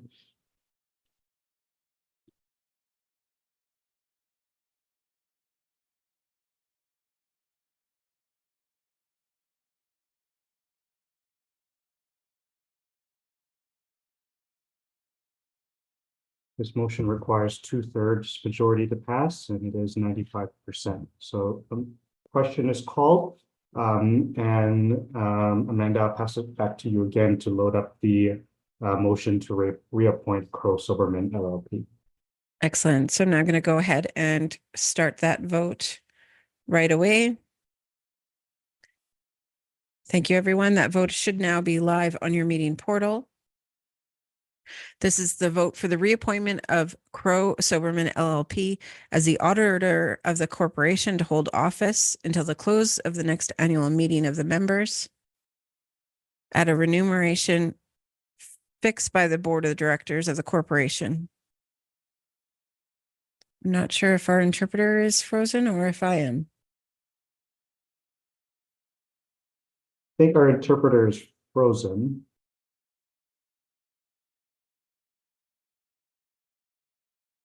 Just switching interpreters. Thank you. Our apologies.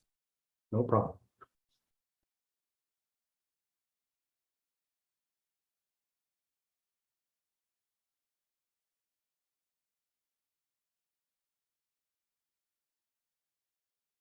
Oh, Switching back if you don't mind. thank you.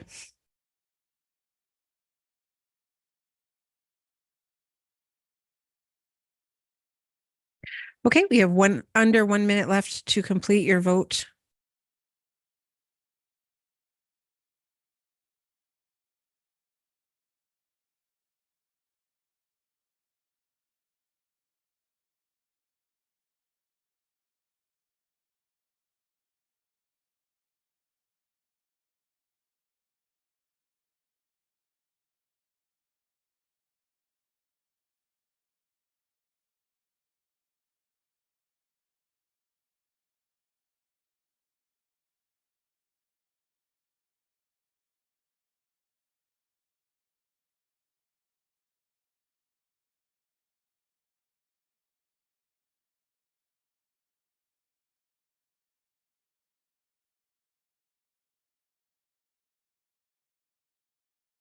Okay, the vote has ended. I'm going to go ahead and share my screen for results. In regards to the motion for reappointment of the auditor, there were 62 votes in favor. And this includes advance votes that were submitted. So advance proxies, 62 in favor, 7 withhold, and 1 abstain. Thank you, Amanda. The motion carries and Crow Silverman LLP is reappointed for the 2023-2024 fiscal year. And I think we can excuse Shandor and Parker. Thank you so much for joining us this evening. Thank you. Bye. Thank you. There will be another break, but I'm cognizant that we are a little bit late. So in my judgment as chair, I'm going to ask for a motion to extend the meeting to 9:15 p.m.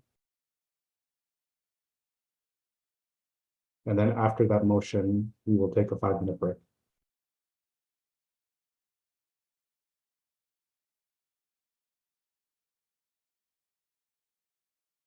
Is that something you're able to do, Amanda? Oh, you're muted, but it looks like you're working on it. Yes, correct. Thank you. And I'm not sure if you need a seconder. Oh, yes. Yeah. Thank you for that. Can I get a mover and seconder? Oh, everyone's already ready for it. Glenn Knight moves and Shima Baraksai seconds. And we'll proceed to the vote. Excellent. That vote is now going to show up in just one moment.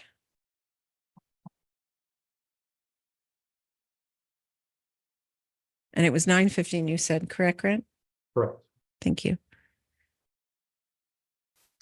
Okay, thank you everyone for your patience. That vote is now live. Please go ahead and cast your vote for the approval of the motion to extend the meeting to 9:15 p.m.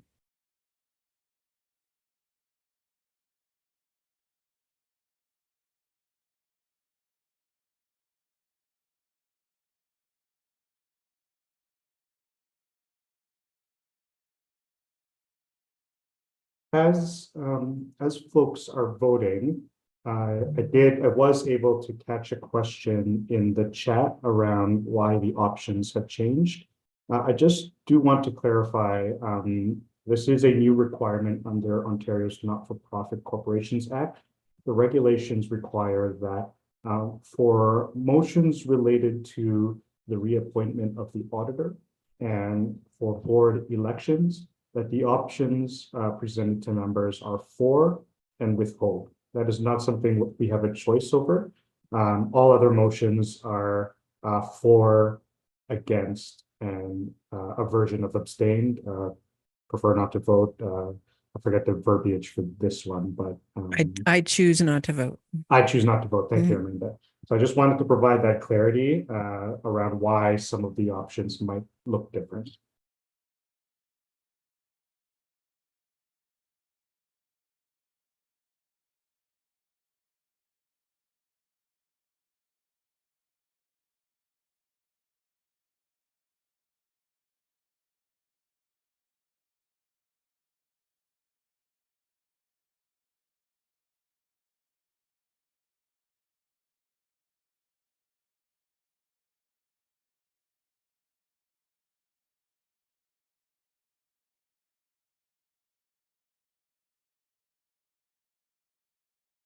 Okay, excellent. Thank you, everyone. That vote has now closed. So for the approval of the motion to extend the meeting to 9:15 p.m., 49 votes in favor, 10 against, and 2 abstain. Oh, Grant, we can't hear you. Sorry. Sorry, I am on mute. I was on mute. Motion carries. We'll break and come back at 8:19, and I will pass the chair over to Osmel to lead us through the board elections.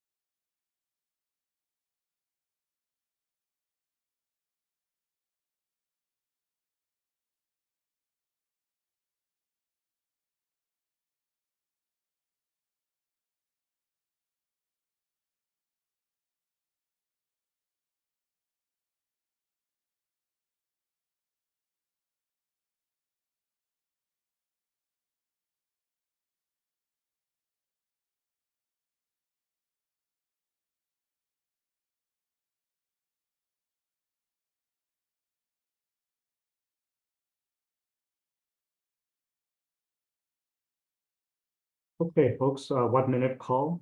It could be under a minute now. It's 8:18 on my screen.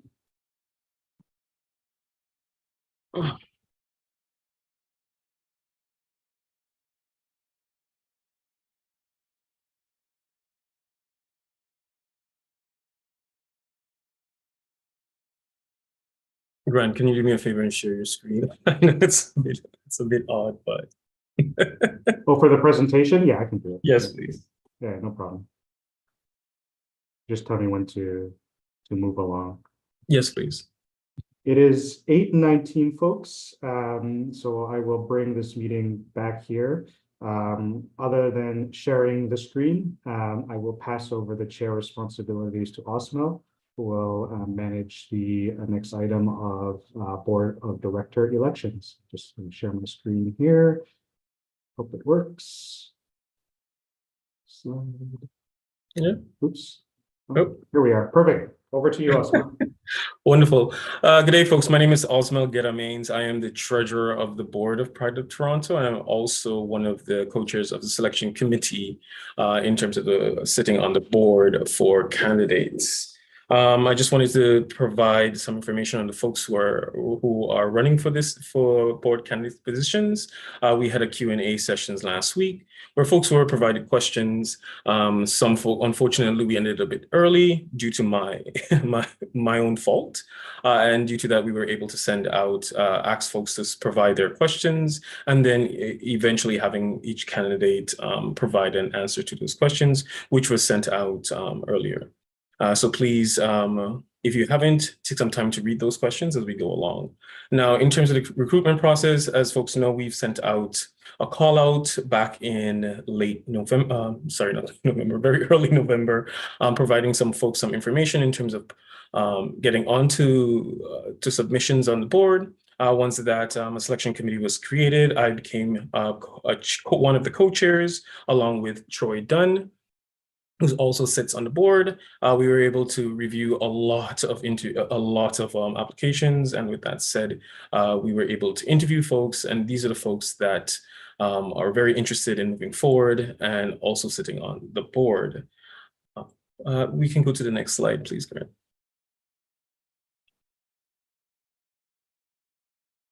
So just to give you an overview of the voting method, so members will be asked to vote for or withhold in the election of each of the candidates as directors of the corporation to hold office until the close of the 2027 annual meeting of members of the corporations, with the exception of Leslie Lee Cam, who will hold office until 2026. We're just going to move it along for a bit. Just so folks know, we're going to have each candidates are going to be providing a quick bio of themselves or a little bit of a presentation. As I said before, these folks already did this last week, but they're going to be doing it again this week, but more of a shorter span. One of the candidates won't be able to speak due to some issues, and so I will be reading on their behalf. But they will definitely participate in question and answers, probably through me in terms of providing them an answer, providing folks an answer to their questions. Or questions, answers to the questions from you. Just to provide some folks folks of who was running, we have Victor Perez Mado. They go by the pronouns he, him. Anmol Butera, they use any pronouns. Grant Gonzalez, who uses he, him. Leslie Lee Cam, who's gender mysterious. Mariana Mota, who uses she, her. And Bibiana Savitenez, who uses she, her pronouns as well. So we're going to move right along in terms of asking each candidate to present themselves and to provide some information on who they are and what they do and why they're interested in participating in the Pride Board.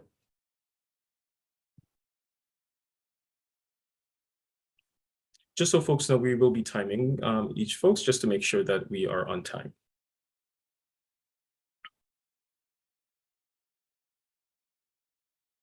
And who is the first candidate? Oh, sorry. So the first girl, I'm like looking at it. I'm like, wait, is she gonna press the button? Where did that go? I know, right? So the first person we're going to be doing, or we're going to be hearing from is Victor Perez Amado. So we're doing this alphabetically. All right. Can you hear me and see me? All right. Hi, everyone. I'm Victor Perez Amado. I'm an assistant professor at the Toronto Metropolitan University School of Urban and Regional Planning. I'm from Caracas, Venezuela, but I've lived in Miami and Boston as well before settling in Toronto. I'm trained as an architect and urban designer, and my academic research centers on aging in place and aging in community studies for multi-generational communities in Toronto, especially housing for 2S LGBTQIA A plus older adults. I'm also interested in activating public spaces and making them more multi-generational. I've worked with the Downtown Young Business Improvement Area over the past 2 years in creating a better place for 2S LGBT communities as well for the city. What else? I've been doing research and designing housing for 2S LGBT communities, older adults. And that's part of the experience that I would like to bring on board to Pride Toronto, how to reach out to these communities outside the church and Wesley area, and how to bring on front people, vulnerable people that don't have a voice in our city. And with that, thank you so much. I look forward to working with you. Thank you, Victor. Just to remind folks, let's please keep this under a minute so that we can definitely provide folks with some time. But it's okay though, Victor. Good. The next person that we are going to be hearing from is Anmol Budhira. I'm so sorry, Anmol, if I am pronouncing it incorrectly. It's all good. Hi, good evening, everyone. My name is Anmol Budhira, and I'm a 26-year-old immigrant to Canada, settler on the Turtle Island. I'm currently working with Two-Spirit people of the First Nations as a crisis response specialist. So I've been able to learn alongside community and kind of be immersed in the front line to learn the challenges and hardships. Instead of taking this time talking about me, I kind of want to just take this time thanking everyone here because I feel as a youth, I learned from everyone. And I want to thank personally having Keith McCready, the ED of Two Spirits, my coworkers, volunteers, community itself kind of letting me in and kind of learn alongside and kind of be able to give back. Something really fun I learned today while I was talking to my mom was she was talking about how the best way to find yourself is to lose yourself to service. So I look forward to, if given a chance, being on this board to be able to learn from you all and be that sponge so I can grab on the energy and bring something, a new, refreshed perspective from a youth perspective. Thank you so much. Right along. Oh. Hello, is everybody? Okay. Thank you so much, Anmol. We're moving right along. So Grant Gonzalez. Thank you, Osmo. Good evening, folks. I just want to say it's been an absolute pleasure to serve on this board over the last 3 years. It's a very challenging volunteer role, as folks can appreciate, but I am very committed to the people of Pride Toronto, the volunteers, the staff, the leaders, the community that make us what we are as a deeply impactful 2S LGBTQI plus organization, and to continue making us a stronger organization. Spent a lot of time with my colleagues addressing a lot of difficult issues that we spoke to earlier today, but I just want to say that if reelected, I'm going to be putting my efforts into making sure that we're fulfilling a multi-year strategic plan that we finally finalized and approved this year, and look forward to working with all of the amazing talent on the board and the new staff coming on and who have already joined us at Pride. So thank you for your consideration. Thank you so much, Grant. And we're moving on to Leslie Lee Cam. Oh, Leslie, you're on mute. Hi, my name is Leslie Lee Cam, and this is Robin, my mobility device. I am a Jurassic Dyke. I've been on the board already for 3 years, and I've been a co-chair for 11 months. I work from an intergenerational, intersectional, anti-oppression perspective, and my work speaks for itself on the board. If I'm elected, I will continue to give Pride Toronto 1,000% of my time, which I'm already doing. And like Grant, it's a challenge, and it's also very rewarding to be doing this work. And I continue to build the communities. I'm called the connector for a reason, because I'm a grassroots organizer, and that is something that Pride has gone back to, is grassroots organizing. And I'm really proud to be supporting Kojo the staff, the volunteers, and the amazing work that Pride Toronto is continuing to do. Thank you. Thank you so much, Leslie. We're moving on to Mariana Mota. Hi, everyone. I'm Mariana Mota. I use the she and her pronouns. I'm originally from the northeast of Brazil, proud Latin American. I've been living in Toronto for the past 5 years or so and fell in love with the city very quickly, diversity being a huge part of that. And I have been working for the city of Toronto ever since. In terms of work, I manage a team of 11 policy and research experts in economic development and culture. My background is in economics with a PhD in political science, and I would be really honored to contribute my skill set and my lived experience to Pride Toronto. Not only is it deeply personal to me as a queer woman, but I believe in the power of coming together and of giving back. I'm on the Pride Network steering committee at the City of Toronto, and among other things, I also co-founded and co-chair a racialized staff network. So that's my quick introduction. Thanks for your time, and I really look forward to working with all of you. Thank you so much, Mariana. So at this moment, I will be reading her introduction, which is from Bibiana, just because Bibiana, unfortunately, is not able to speak at this moment. But she is currently online. My name is Bibiana Santibanez. I am sorry I had a vocal cord surgery, so I can't talk, but I will be assisted with my introduction.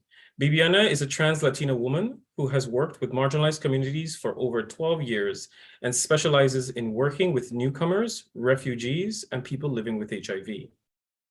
My motivation to be part of this board is to have the opportunity to be an inspiration for those who do not feel represented and to those who do not feel they belong in this space. Statistics and my own living experience have shown us that the trans population is one of the most marginalized populations among the rest of the 2S LGBTQ+ community. Proper representation will always be a must in this space to create equality in representation. That was from Bibiana Santibanez. All right, folks, thank you so much for the introductions. You have heard from our candidates, and so we are moving on to some questions. Please note that if there's questions that have already been asked before, please note that you could refer to them through the questions that were answered by the email. So please, if those questions already been asked, please don't come and ask them again, just so that we can have other folks asking other questions that may pertain to the candidates. At this point, I'm just going to look around to see if anyone has any questions. Please ensure if you do have any questions to please raise your hand. Cosmo, there's one question in the Q&A that pertains to this from Anu. Okay, let me just see that in the Q&A section from Anu. So it says, is it correct to understand that if all of these folks who have put their names forward are elected, the board would then be 11 directors total? At this point, yes, that is correct.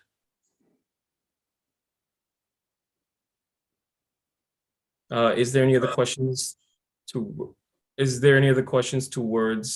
the candidates at this point? I'm not seeing any hands raised. Okay, wonderful. So since there's no questions, we're going to move on to the vote. So again, just to go over things with folks. Members will be asked to vote for or withhold in the election of each of the candidates as directors of the corporation to hold office until the close of the 2027 annual meeting of members of the corporation, with exception of Leslie Lee Cam, who will be holding office until 2026. So we will be moving forward with the vote. I will leave this up to Amanda. Thank you. Excellent. So what we're going to do is you're going to vote for each candidate individually, but I'm going to launch them all at the same time. So what you'll see on your meeting portal is you will see one person's name come up with the opportunity to cast your vote and to hit the next button. Once you confirm your vote, it should show the next candidate until you have gone through all 6 candidates. So we're going to put a few minutes on the clock. If we need an extension, if anyone's having any difficulty, again, if you're not able to see all the candidates for voting, you can hit the refresh button. If it doesn't come back or it's showing you the same vote. If there's any difficulty, please use the Q&A box and I'll provide you with support as well as extend the voting period. So everyone has an equal opportunity to cast their vote.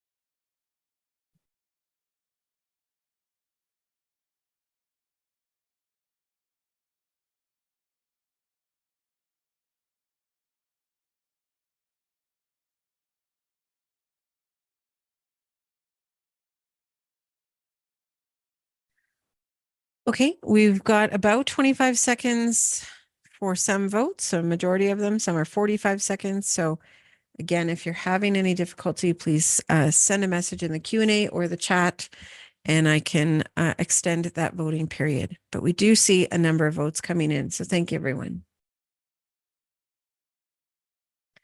We do have a question whether or not this vote was moved. I don't know if anyone can speak to that. I don't want to offer up an opinion because I'm not a legal representative. So So we may, if hi, it's Kojo here. We may just Osmel, I'm just going through my notes here. We had a mover and a shaker. Sorry, a mover and a seconder. So we may have to redo the vote. So Osmel, if you can, we're gonna have to recall. I'm so sorry about that. That's Sorry, on me. Amanda. Yes, no, I for some it's in my notes. I assume that I actually said that. And so I guess the motion that will be on the floor is that the 2024 candidates, if folks are Koja, I probably might need some help in this in creating this motion here. So sorry for that, folks. So okay. So a motion is on the floor for voting for the five candidates who are Mariana Mota, Victor Perez, Amado, Anmol Budhidreja, Leslie Leacam, Grant Gonzalez, and Viviana Santimenez. Please, is there a motion to move forward with these folks in terms of voting for them? I need a mover and a seconder. Just to the question that asked if we can stop. So what is going to be happening right now, the vote will be, we're going to be re-voting at this point, just because the motion wasn't put forward. I'm so sorry. Okay, so you want to remove all the votes? Yeah, so let's remove all the votes at this waiting time. Okay, I'll need a few moments for that, unfortunately, sorry. No problem. You can do the motions. You can go forward with the motions. Right, and so we're moving with the motion, whether or not to move forward with the votes. Can I get a mover and a seconder? Again, I'm not able to see, so if folks from Pride Office, if you can let me know who is there, if there's a mover. So I'm going to lower all your hands. If everyone could please go ahead and if you're a mover and seconder, perfect. So we have Charles Pavia and Glenn Knight as a seconder. Wonderful. So we're moving with Charles and Tavia. And so folks, it's a wonderful night, eh? We're going to start over the voting process one more time. So in case you didn't, get to vote, you can vote now. Okay, I just need a few moments to recall those previous. So you want me to delete the previous votes and start over? Is that correct? Please. Okay. Yes, please. So one moment.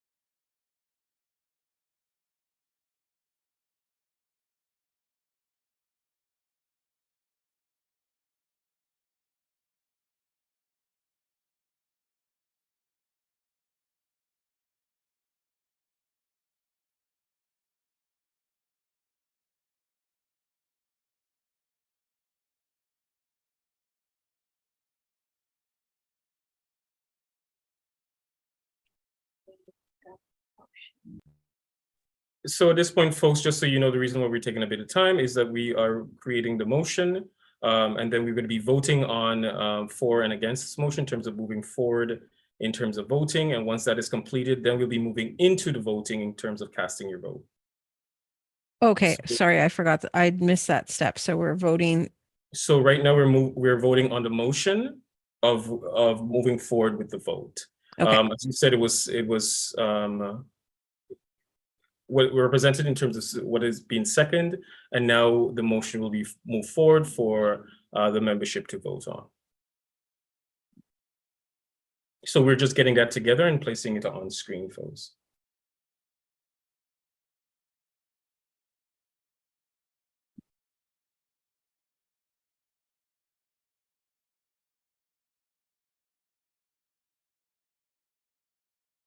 Perfect. One moment. Okay. Just let me know when you're ready, Amanda. We can move forward with that. Okay, so this is a motion to approve.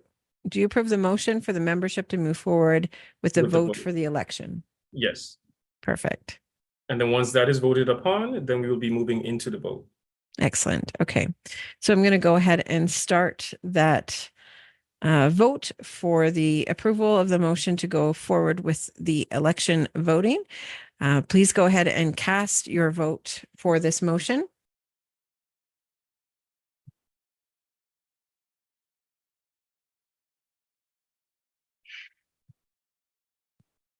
And thank you for your patience while I got that all organized. I apologize.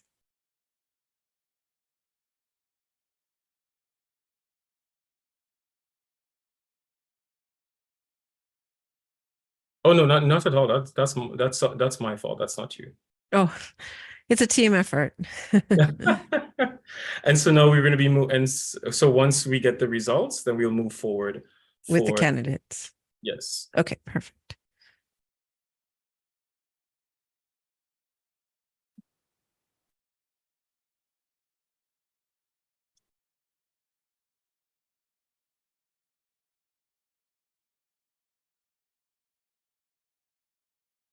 Excellent. So we have just under 1 minute remaining on this vote. We do have a few votes still coming in, so we'll give them that time.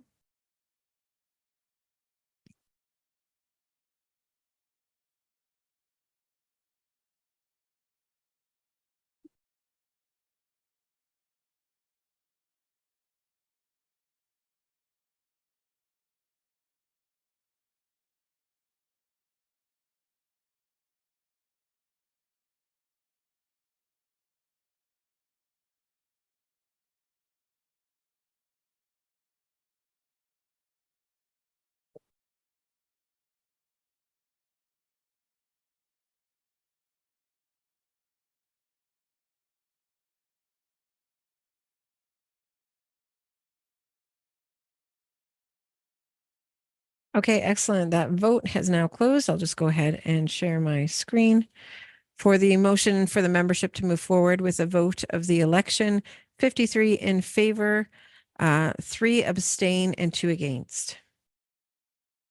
Wonderful. Thank you so much, folks. So we're going to be moving forward with the vote. Amanda, if you can please place the candidates back on screen and have folks voting towards the candidates. Osmel, I think we need a mover and a seconder for this motion as well. So we need a mover and seconder for this particular motion as well. Is there a mover for moving in terms of moving forward in terms of voting for each candidate for the Board of Directors election? So I do see a hand raised from Ruth Noble and a seconder from Glenn Knight. Wonderful.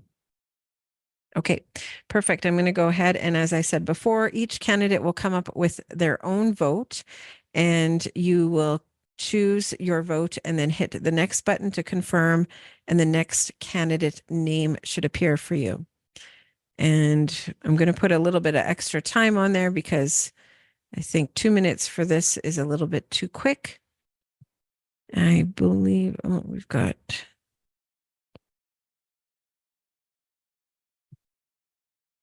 one more. Okay, each candidate should now be live for their votes. And I do see votes coming in quickly. So excellent, everyone. Thank you.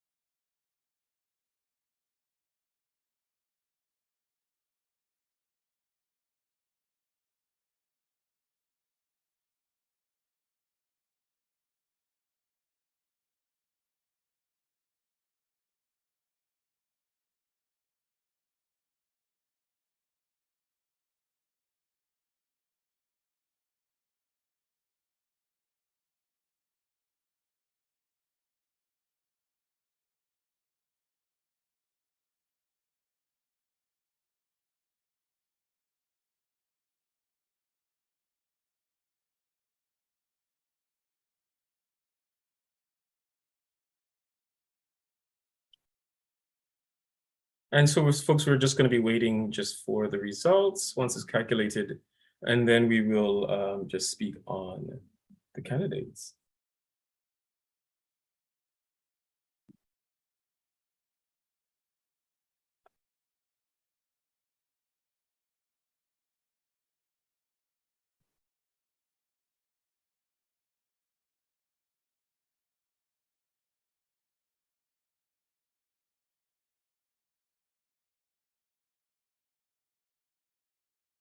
Okay, there's still a few votes coming in, and yeah, there's about 2.5 minutes remaining.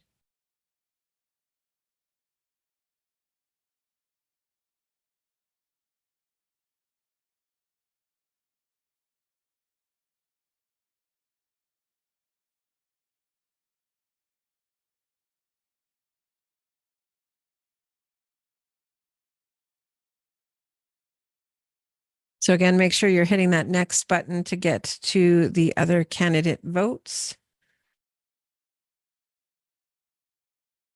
And if you're not seeing that button come up, you could hit the refresh button on your web browser.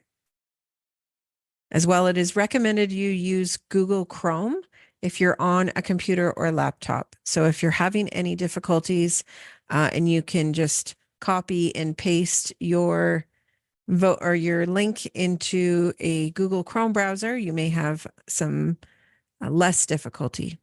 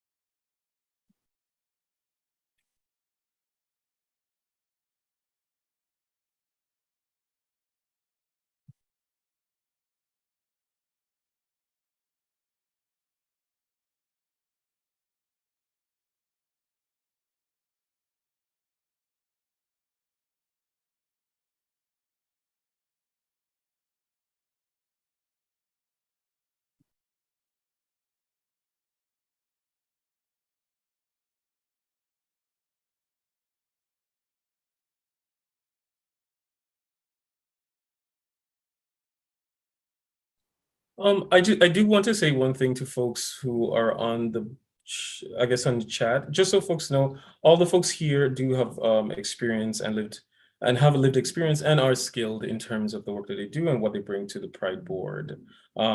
Again, please, this is not a space for bullying or to speak ill of folks. I just want to make sure that that's out there. Just want to state that.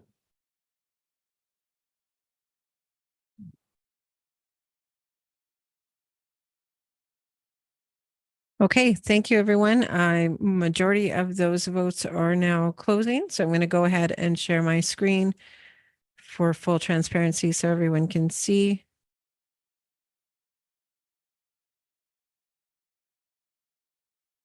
I just want to also clarify that there were advance votes that were directed for this vote. So the people who submitted a proxy on these matters for the election have already voted for them. So their proxy holder did not vote on their behalf. They voted for on their own behalf.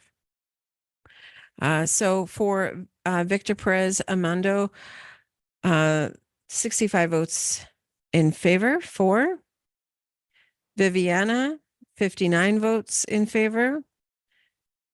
Anmol, 63 votes in favor. Grant, 51 votes in favor. Leslie, 51 votes in favor. And Mariana, 56 votes in favor. Thank you so much, Amanda. At this point in time, I want to congratulate each of the candidates for joining the board at Toronto Pride.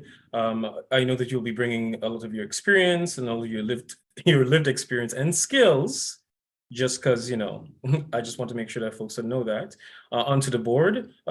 Folks need to understand that these are volunteer positions, and so folks are actually putting their whole heart and their life into this and are definitely voices throughout our communities. I want to say thank you to the selection committee. I want to say thank you to Amanda for the election, to helping out with the elections. I want to greatly apologize for not putting forward those motions. It's kind of weird when you have more than one screen in front of you. So I want to say thank you, folks, and each and every one of you are well deserved. Yeah. And so I'm going to move it just because you know what, I was about to leave, girl. I'm back. At this point in time, I'm going to be handing back the role of chair of the meeting back to Grant at this time. And again, congratulations, Grant. Perfect. Thank you, Asma. Congratulations to my new colleagues on the board, and as well as one existing one for your re-election. And great job, Asma and Troy, who I know just was able to join now, for managing that process. Okay, we are at other business now. And so there is one item that was requested to be added to the agenda, the liberatory demands by queers in Palestine. So I will pass that over to Javier to speak to that, and then we can get into a discussion.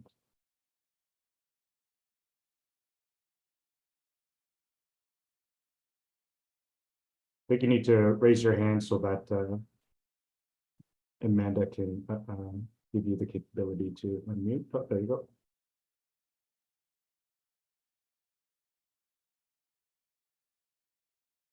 Javier, go ahead. Great. Thank you. Can you hear me? Yes. Sorry, I'm just trying to find my screen here.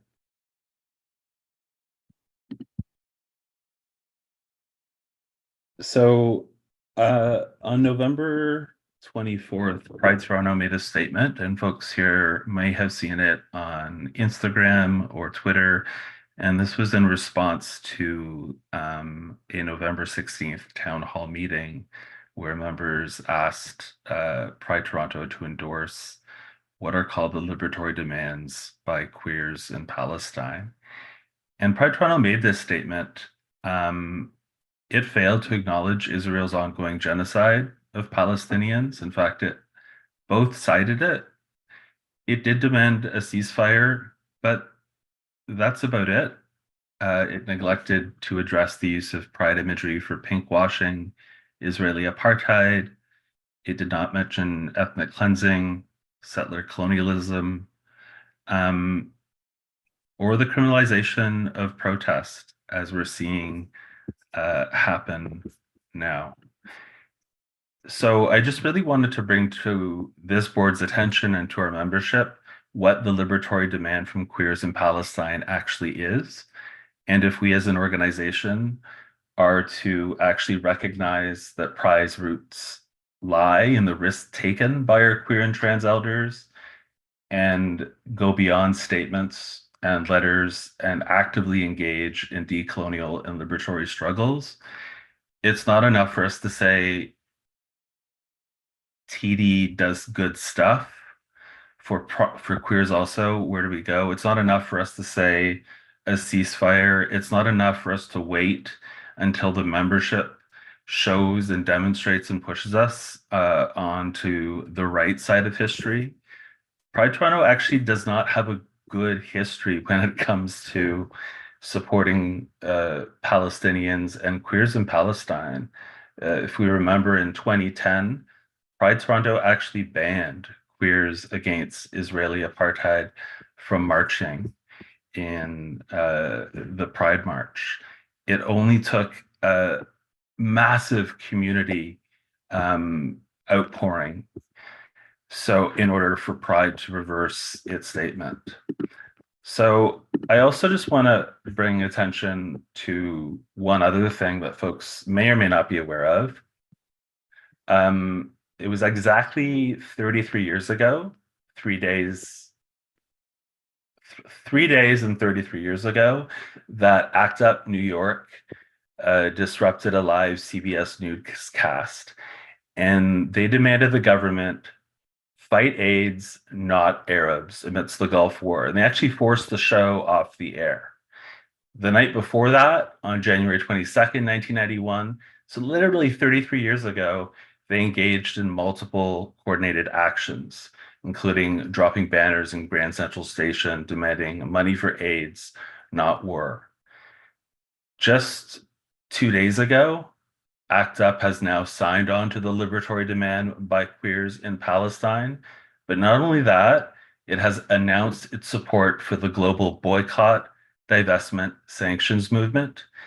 And specifically, they say, and this is just the last sentence, our history motivates us as we choose to stand with Palestinians against a settler colonial state backed by the finances and brutality of the United States. We urge LGBTQ and Pride organizations to take a stand for human consciousness, support boycott, divestment, sanctions, and the liberatory demands by queers in Palestine. That's what I'm saying here. That's what I'm bringing up. I understand that it's too late for a motion to be in order, but I would like this to be a notice of a motion for our next meeting so that our members can actually vote and so that Pride can actually address the genocide of Palestinians. Thank you, Javier. Are there any questions and comments or responses?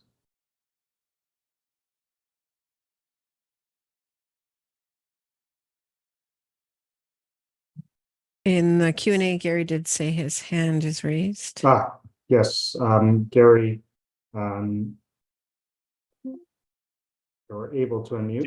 Can you hear me? Yes. Okay, just wanted to make sure again. I'm sorry about the technical stuff with this computer hookup. I don't know if it's a more general problem. I really strongly support what Javier just raised. I'm also involved in Queers for Palestine, as I was involved in the Simon and Cody Anti-Apartheid Committee and as a supporter of Queers against Israeli apartheid. I think it's really crucial. Like the world is in an emergency situation right now, and we can't ignore it. And it is a queer and trans issue. And this affects thousands of Palestinian queer people, trans people, and gender diverse people. They are being killed right now. So those people who want to somehow construct Israel as being a wonderful place for queers, it's not. I mean, same-sex marriage is not legal there. There are right-wing attacks on queer people all the time in the state of Israel, but somehow mainstream LGBT plus organizations, including ones in Canada that get funding from the Liberal government, which by the way, is directly involved and complicit in this genocide, including bombing a poor country called Yemen. It's quite amazing to me that Pride Toronto has not already signed the Queers in Palestine statement. More than 450 organizations, probably much more than that from around the world have. And it's absolutely crucial that Pride Toronto make it absolutely clear that as it eventually came to support Simon and Cody who was fighting racism and apartheid in South Africa, and the types of racism that existed towards Black people within the gay community. And just as we eventually came to support QAIA, at least on some levels, Queers Against Israeli Apartheid, that it's absolutely vital that Pride Toronto speak out against genocide. And it has to be named. It is genocide. Thousands and thousands, more than 30,000 people have been killed or under the rubble in Gaza right now. What is happening is devastating and disgusting, and it is a queer and trans issue. It is a pride issue. And if we try to ignore it, we're simply standing on the side of genocide and supporting Israeli militarism and apartheid, and also the Canadian government's direct involvement in that genocide. It gives money to the Israeli state. It is allowing arms to be sold to actually intensify the genocide. So I'm just making an appeal here for Pride members to actually make sure that the board of directors at its first and next meeting comes out in support of the liberatory demands from Queers for Palestine, and that is then brought to the next meeting of the membership as quickly as possible. Thank you. Thank you, Gary. Further questions, comments, responses?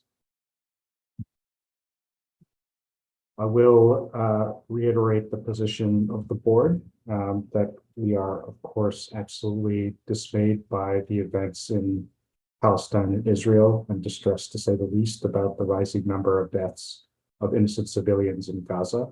And that is, again, why the board agreed to make a statement calling for the release of all hostages and people held without due process, and ultimately for a ceasefire in the region. I can continue to speak for myself as the board voted on this motion in the fall, that I stand by this statement.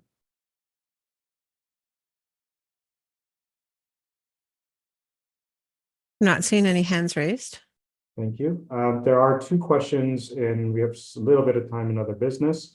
Quick question from Andy Klumpus.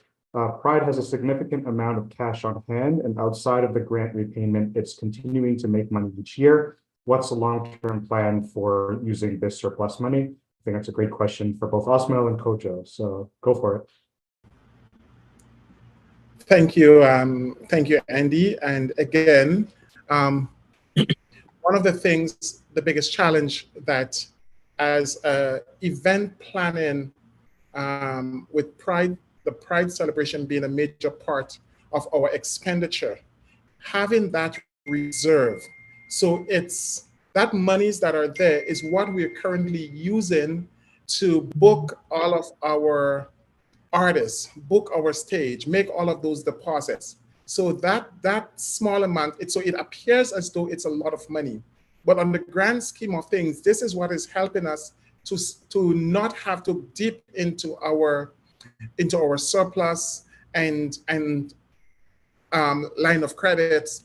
This is why we're going to continue to build on this. And this is something, you know, Andy, I appreciate you as our past treasurer. This is something that you sort of were very instrumental in when you were in your term as treasurer, and we will continue. So our ultimate goal, and I think, I'm not sure if it was Anu or who asked that similar question. Our ultimate goal is to have 6 months operation.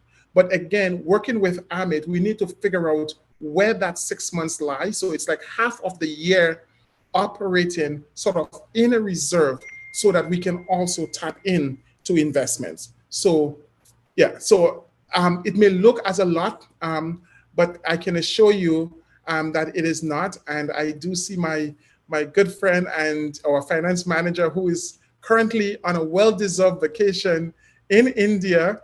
I'm not sure what time it is, just popped in their head. So again, I really want to give a lot of shout out to Amit and the finance committee that continues to hold me accountable, to hold the board accountable, and to hold others accountable. And I see that Amit would love to chime in. And it would be nice to know what time it is for you, Amit.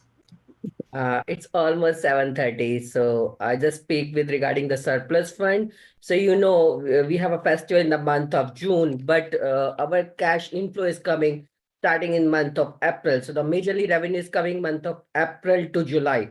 We are survived to August to March, almost 7 to 8 months without money. So whatever the surplus we have it, we have to meet out our administrative expenses, which is payroll, electricity, rent, and other marketing costs.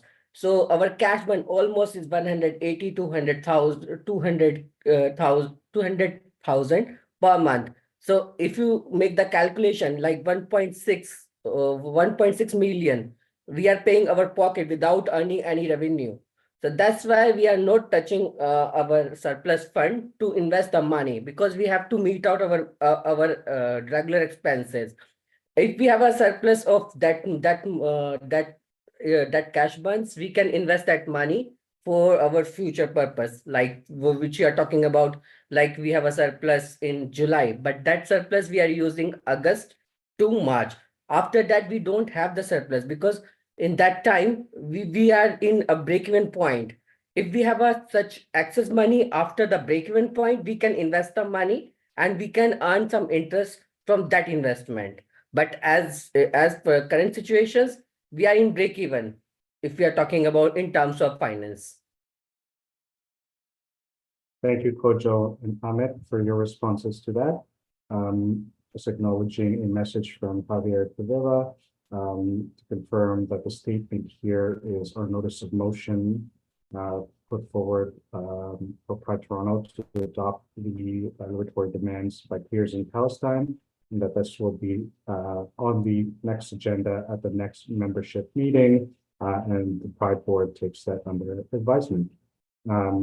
Next question. There are two more questions before we go to the adjournment motion. First from Michael. I apologize if I mispronounce your name. Oritsowaimi Akitiani Onofomi. The question is, what measure has Pride or will Pride implement to ensure that it has the financial resources to utilize efficiently and effectively in line with the organization mission and goals? I think that's a good question for Kojo, so I'll pass that over to you. Thank you, Michael, for again, great question. And currently working with the board and the senior leadership team, this is where our head is. This is where we're heading. It's the financial sustainability of the organization is a key part. And when you look at our strategic plan, one of our pillars speak directly to that.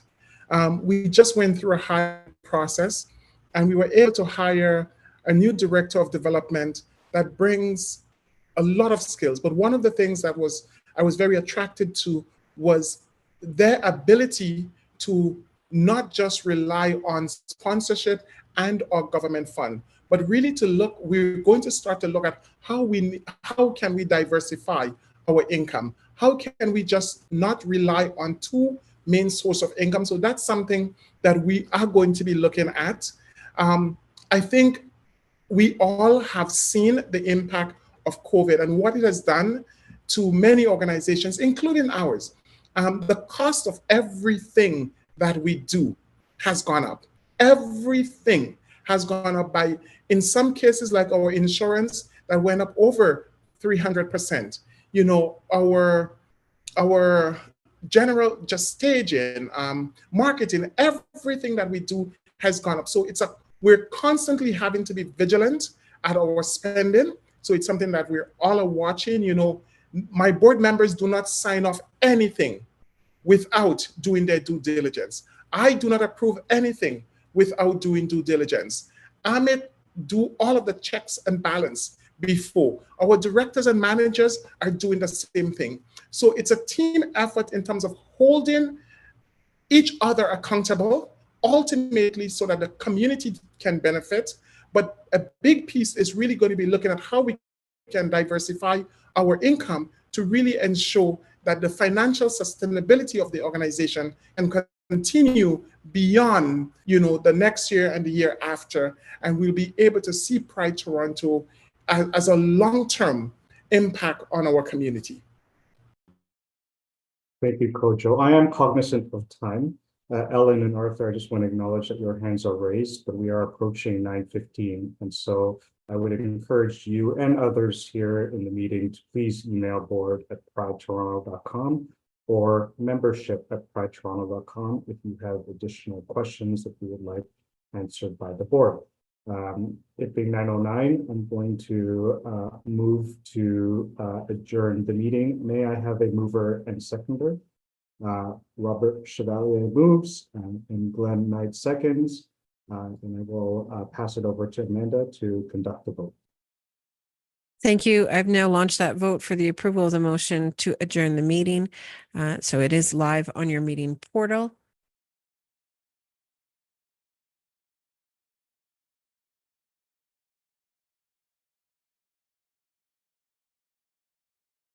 I just want to say as well, thank you on behalf of Get Quorum for allowing us to participate in your annual general meeting again this year. We do appreciate what you do for our community, and we're glad to be a part of it.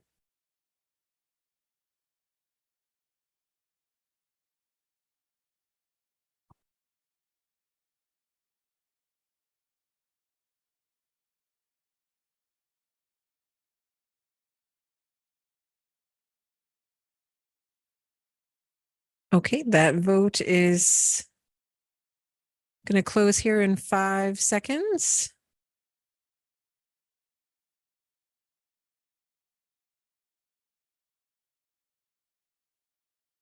And I'll just go ahead and share my screen for the last vote of the evening.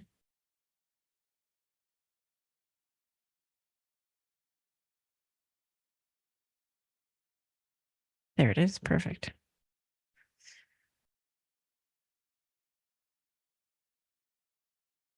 So for the motion to adjourn the 2023 Pride Toronto annual meeting, 39 votes in favor and 3 against.